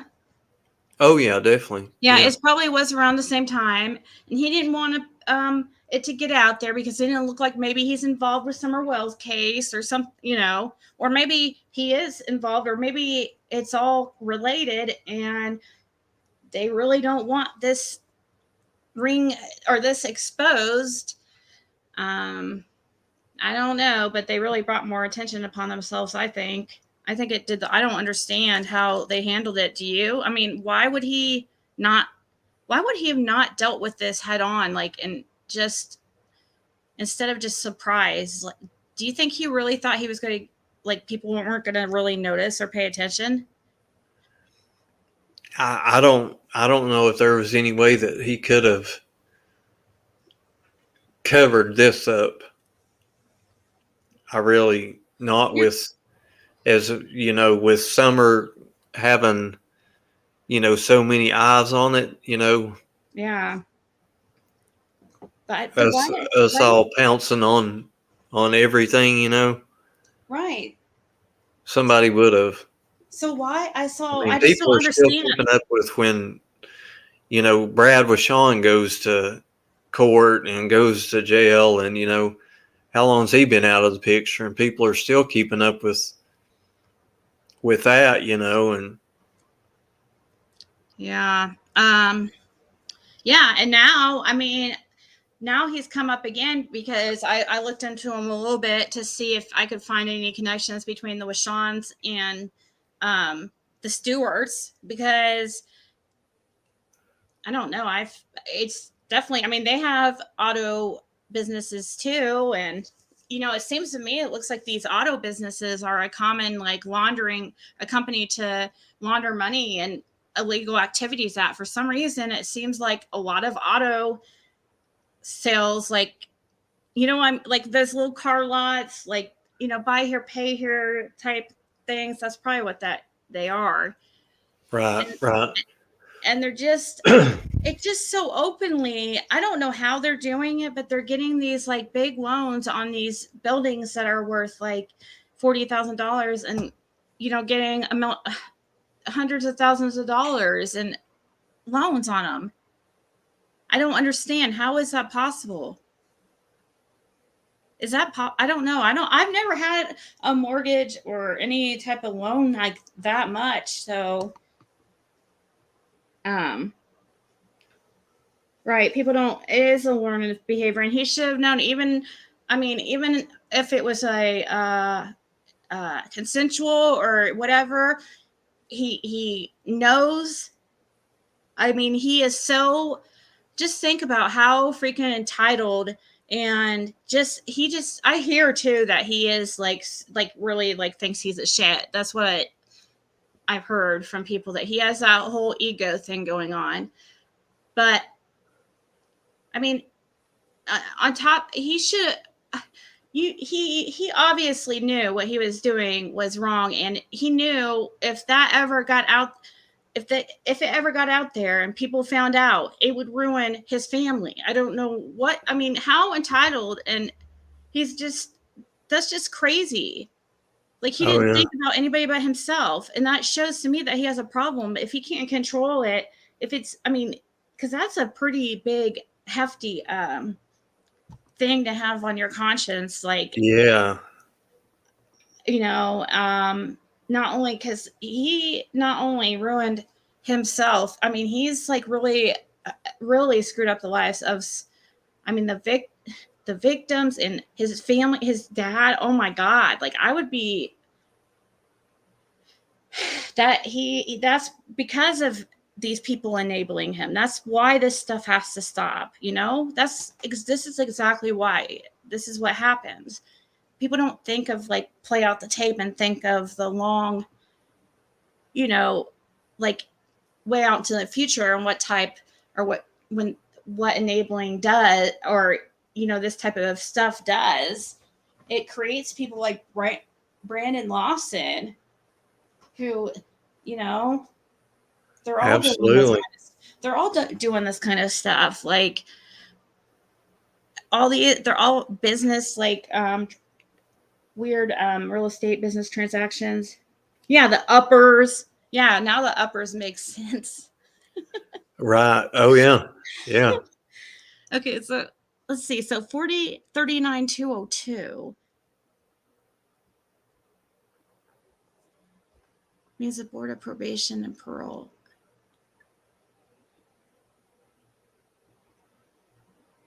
What the hell? Am I looking at the right thing? Oh, I guess, yeah. Well, I think I'm going to jump down, Ziggy. My eyes are starting to I know. water from. I know you get kind of quiet when you're tired. Yeah, you could tell. I'm tired. It's always. I'm pretty I'll tired. be in chat though. Okay. Thanks for coming up. It was really interesting. Thank you. Oh yeah, definitely. We'll get back together again soon. Yeah. Thank you. Alrighty. I really appreciated him coming up here because it was good conversation. He's still up here though. Here, I'll remove him because awkward. Also, DV victims get zero say in what sentence happens to their abuser. Why are they claiming that these child victims are the ones who wanted that sentence? Right. It doesn't matter. Exactly. And that's exactly, think about, how about you bring up a great point. You brought up a great point because that's so true. Think about, I mean, that's something that many of us can relate to. Maybe not most of us. Maybe we all probably know somebody who has been in a domestic violence situation, like where the police were called. Like, you maybe know somebody, maybe it was your child, maybe it was a friend of a friend, but in domestic violence cases, like, and now at least in Indiana, it may have not always, I don't think it's always been like this, but even if the victim says that she doesn't want him to be charged, it doesn't matter. The state's still picking it up.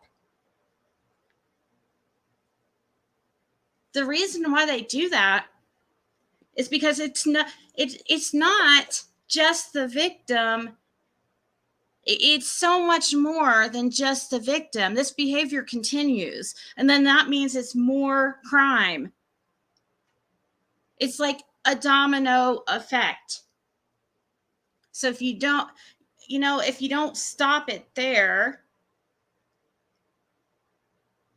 or if you just cannot, these people just, I don't, that's because some people are like, oh, well, what's the big deal? Just, it's his son. Of course he's gonna, protect his son. What's the big deal? There is a big deal. It doesn't affect just Brandon. It's not just Brandon or just all about, I feel bad for Ronnie, but then I think of all like the enabling he's done and, how he handled this. And it makes me think he's shady and hiding something. And then I don't feel bad for him anymore.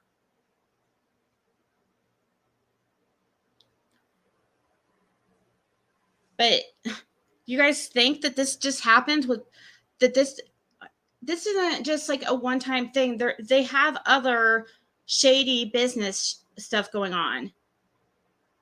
If there is smoke, there's fire. This doesn't just happen once. Okay, maybe it's, they haven't had another situation where a sheriff's son was, in this situation, but they've had other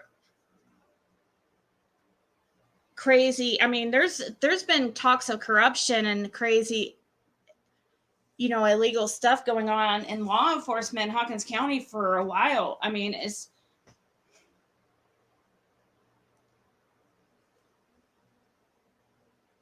But just like Fred Hill said with Jason Arnold or James Arnold.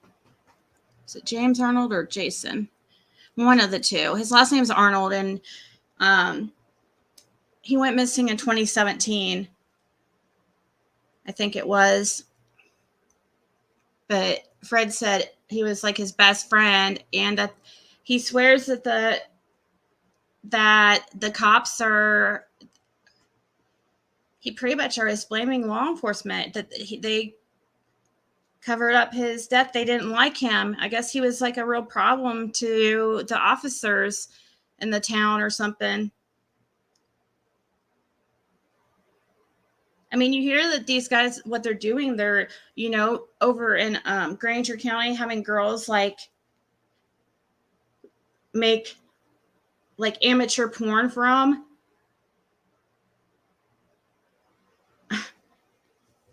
That's Granger County. Then you have, all kinds of like sheriffs and law enforcement getting arrested in Hawkins for like weird, like sex crimes. Of course, it's like they don't make a big deal of it because they don't want people to notice how often it's happening. They don't want anybody to notice just how similar the Summer Wells case is to Carly Trent.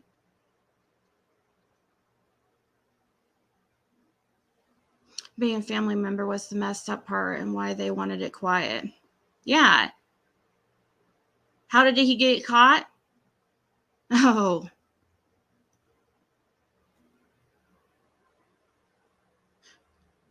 I'm sure that will be out someday. It's not for me to tell. I'm not even exactly sure. But once, I think there is a couple things I know, and once it comes out to the public, there's going to be outrage. So, but it's not going to be me that puts it out there. Just because, not because I'm protecting Ronnie Lawson, but because I'm keeping my word, and also I don't want, it's other people I'm protecting. Definitely not Ronnie Lawson.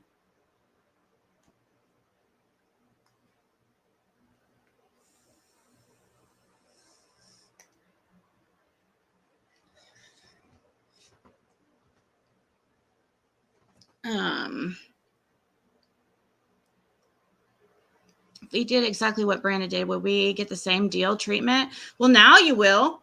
You can use it as your, now maybe, thanks to Brandon, maybe from that date forward, because you could, have be like, give it to your lawyer and be like, look,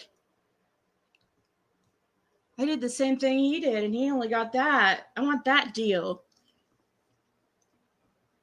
They can't like let one guy get a deal like that and not allow everybody.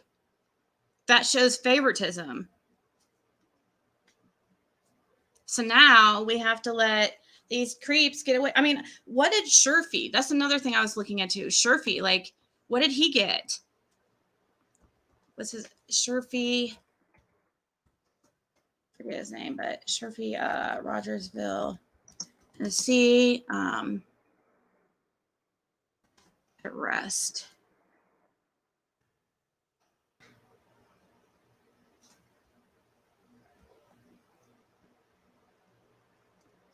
I think that was like a year ago.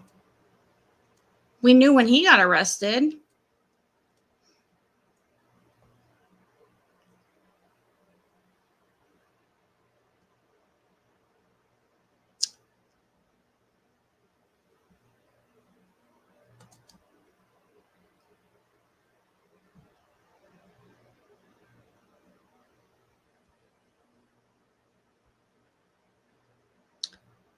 Trying to find a more recent article.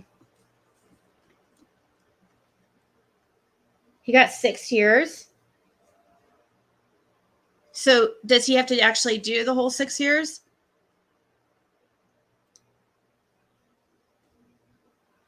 Did he just, I guess I would have to see like what his charges were, but can it be compared to Brandon's? Or is it so different that nepotism? I have to look up what nepotism is. She really broke down the codes and trailed to the charges. I'd be lost trying to. Oh, who did that? Okay. Well, maybe we should just refer to her live instead of me trying to go through this. I will too. I mean, it's good for you to do your own research and verify things you get on YouTube, so, but it's a good place to start. It's like a lead if, could sometimes get you down a rabbit hole. So let's look up.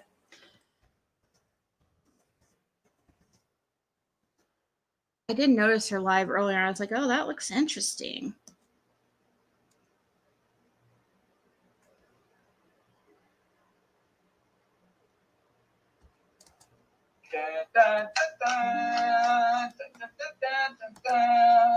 ABC Oh my God. JLR News. I have breaking news.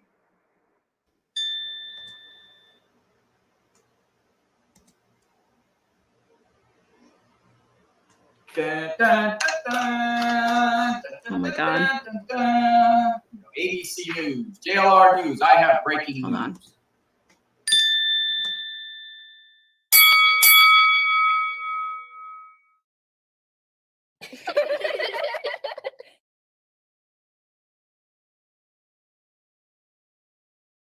W-A-T. It's not what. It's what. There's an H in what, man? W-H-A-T. What? What kind of stupid with the T? What kind of stupid mothfucker? Mothfucker.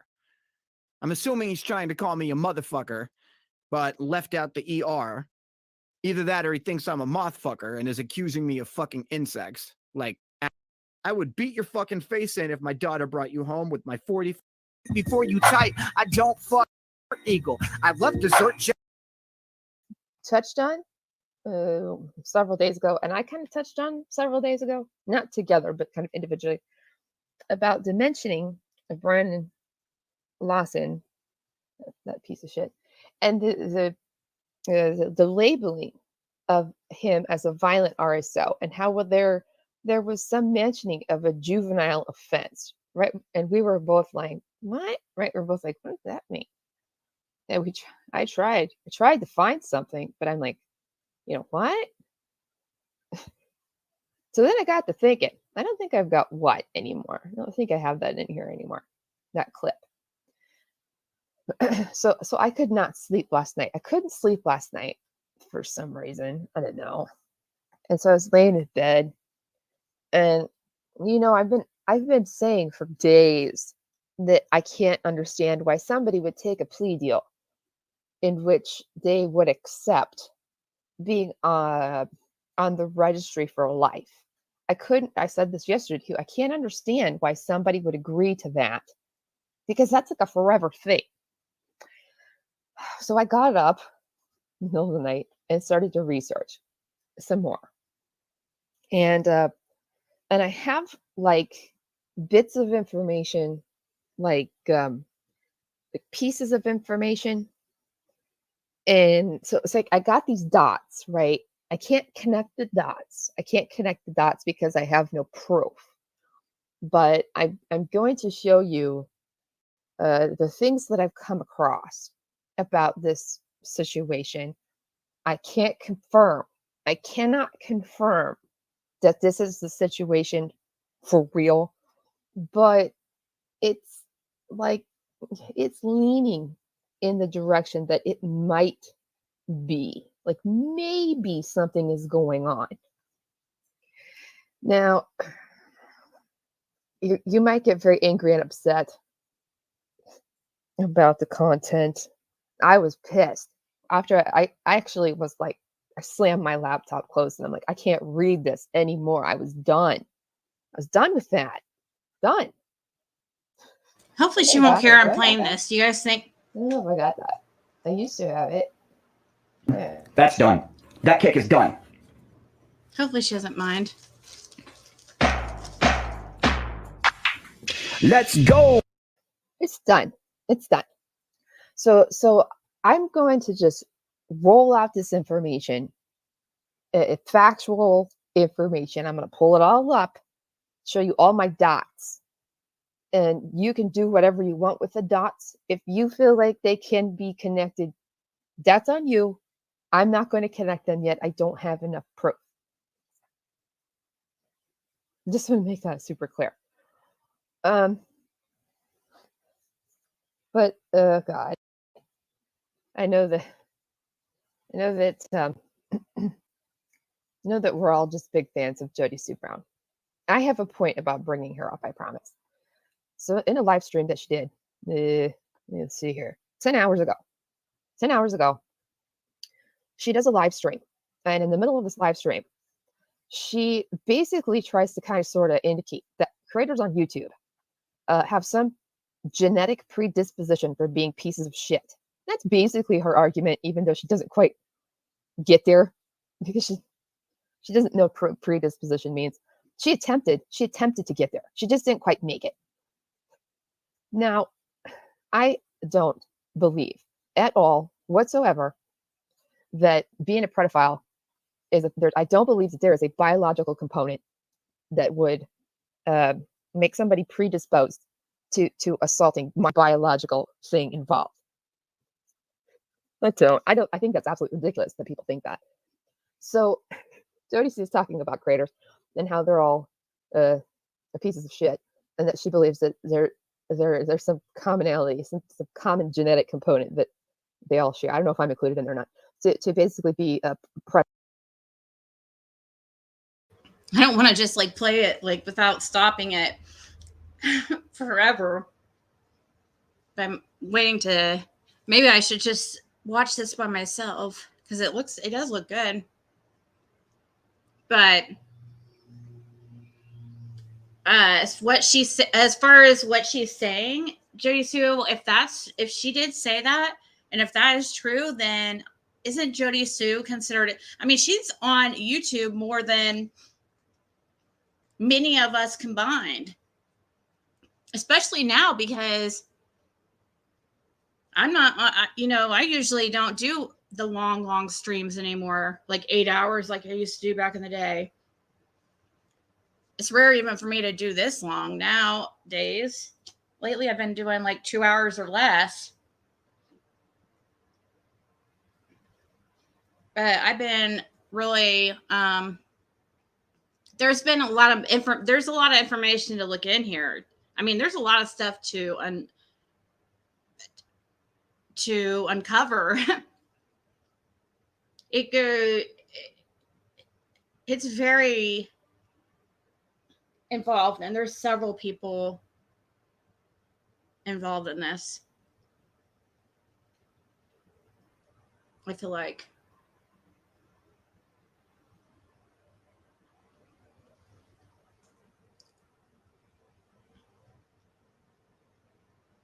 Baby Lawson sympathizer. Is she really? Yeah, I don't know. It's probably a front for her to sit there and act so scared of Lawson. She's probably trying to look like she's not like working with him. Or like, but she said, I mean, she admitted to work. That doesn't make sense because she admitted to working with law enforcement. But then she said she didn't work with Hawkins County very much, though, because nobody really trusted Hawkins County or Lawson.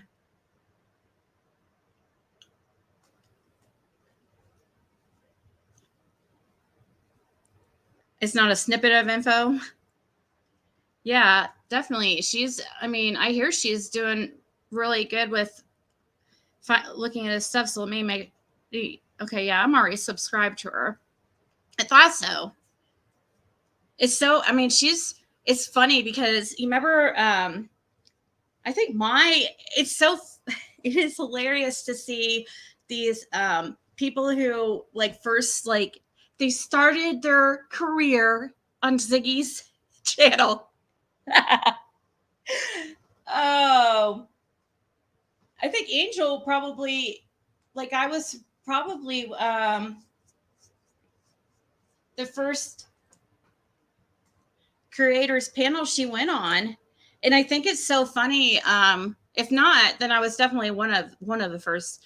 But she was so shy, and she was so it's so funny that, I mean, she does so good now. I mean, she's really become comfortable with talking on YouTube and stuff, because it is awkward at first. So, but yeah, she used to seem kind of like nervous and shy when she used to come up on a panel, and she's just really blossomed into a flower.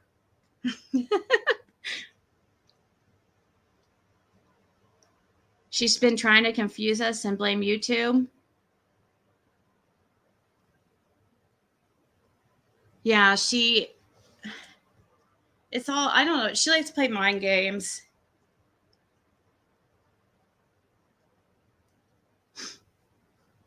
That's for sure. I mean, and I'm talking about Jody Sue. She thinks that she is so much smarter.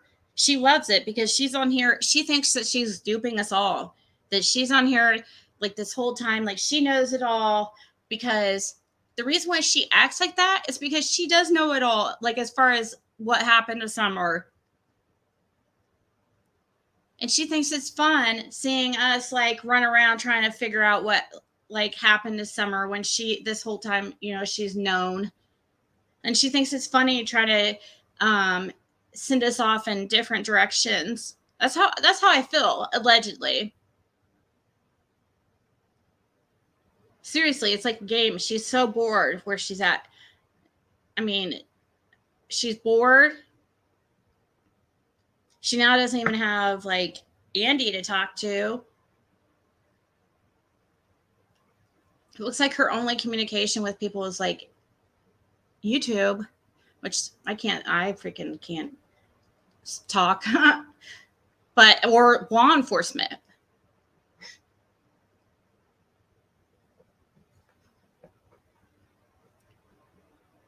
She's most likely watching us here because she is late for her live. Oh, really? I wonder if do you guys think Jody Sue, are you scared that law enforcement is getting looked into? Are you afraid that you're going to go down with them? Or are you going to blame it on, are you going to snitch on Lawson?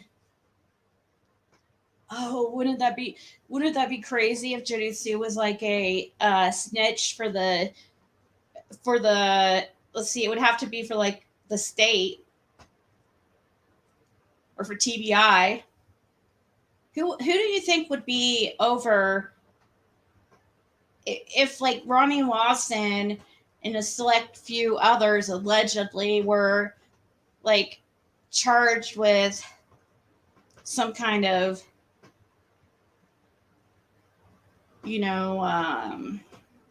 scheme, like who would try that? Like, would it be TBI?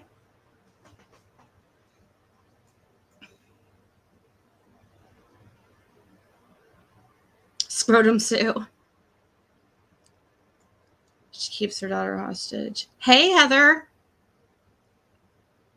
Yeah, I feel sorry for her daughter. I hope to God she's not like, she might have. It's very likely Jody Sue might have Munchausen by proxy or something like it, allegedly. I know I'm not a freaking doctor or psychologist, and I always try to talk like I'm so smart, like a doctor or psychologist. But no, usually I try not to talk much about like if I don't know about something, I try to learn about it. But I'm really interested in psychology and why people do the things they do. So I have looked into research a lot of Munchausen, about like personality disorders and stuff like that. And sometimes like you'll see signs of some of these disorders that sometimes it's just so difficult for me to not point it out. But I'm not a doctor nor a pharmacy student or any,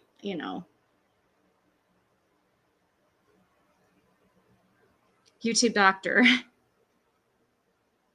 You know what was funny? Well, when everybody when it comes to like I guess when it comes to pharmaceuticals, I'm really, I guess if you could call it educated. I mean, I don't know how else. I don't want to glorify it, but I did, I had an addiction one time, 2 pills.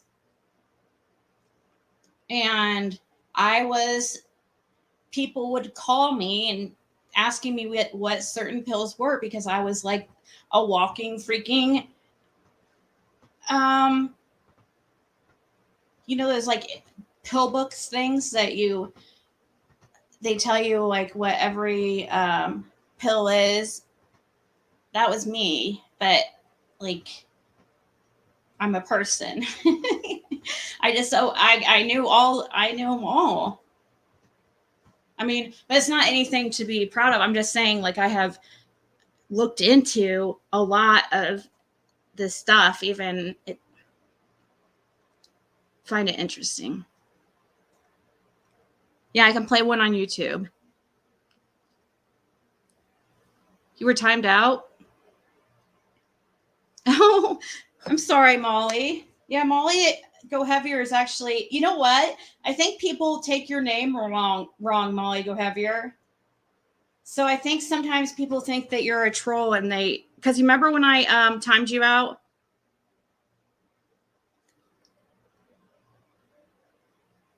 And you were like, why did you time me out? And I thought you were trying to be like mean to Molly, which I mean, you probably are, but then I was like, well, she's really nice, so I guess I'll just overlook it. Not that it really matters. It's not like I have some kind of like, I don't have any type of, it's not like I'm friends with Molly or anything. So it doesn't, or I have any type of alliance with her, or, so I don't really, I mean, it's not that bad. So I just always get shit from people who are like, oh, you let them talk. They had that name, troll name, and you let them talk in your chat and you didn't block them. I don't pay attention to that stuff, really.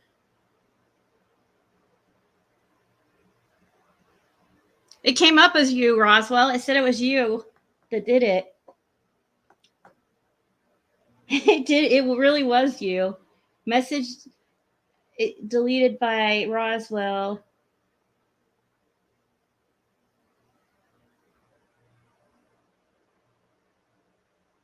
Yeah, I don't know. It's probably accident.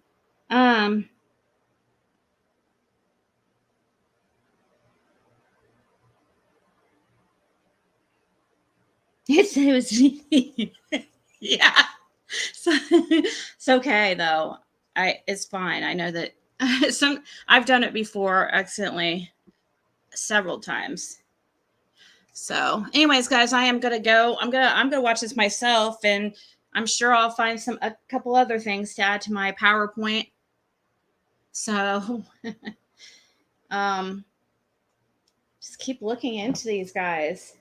I mean, there's several leads to, or there's several directions to go, or several different. There's so much for everybody. Seriously, it's not a contest, because there's, it's not a contest. We're working together for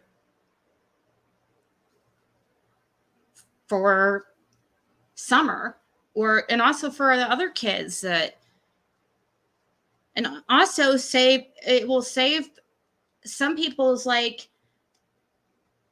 because they'll have better lives, and if they can if a change can be made in that area. I don't know. That's what it would be a while, I'm sure.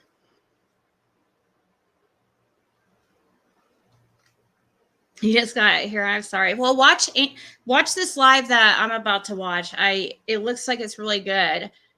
And really, I don't watch very many people's I don't usually replay videos that much. If I don't catch it live, I'll get clips from people or whatever. But this does sound super interesting. All right. Good night, guys. It's almost 3 a.m. Talk to you later.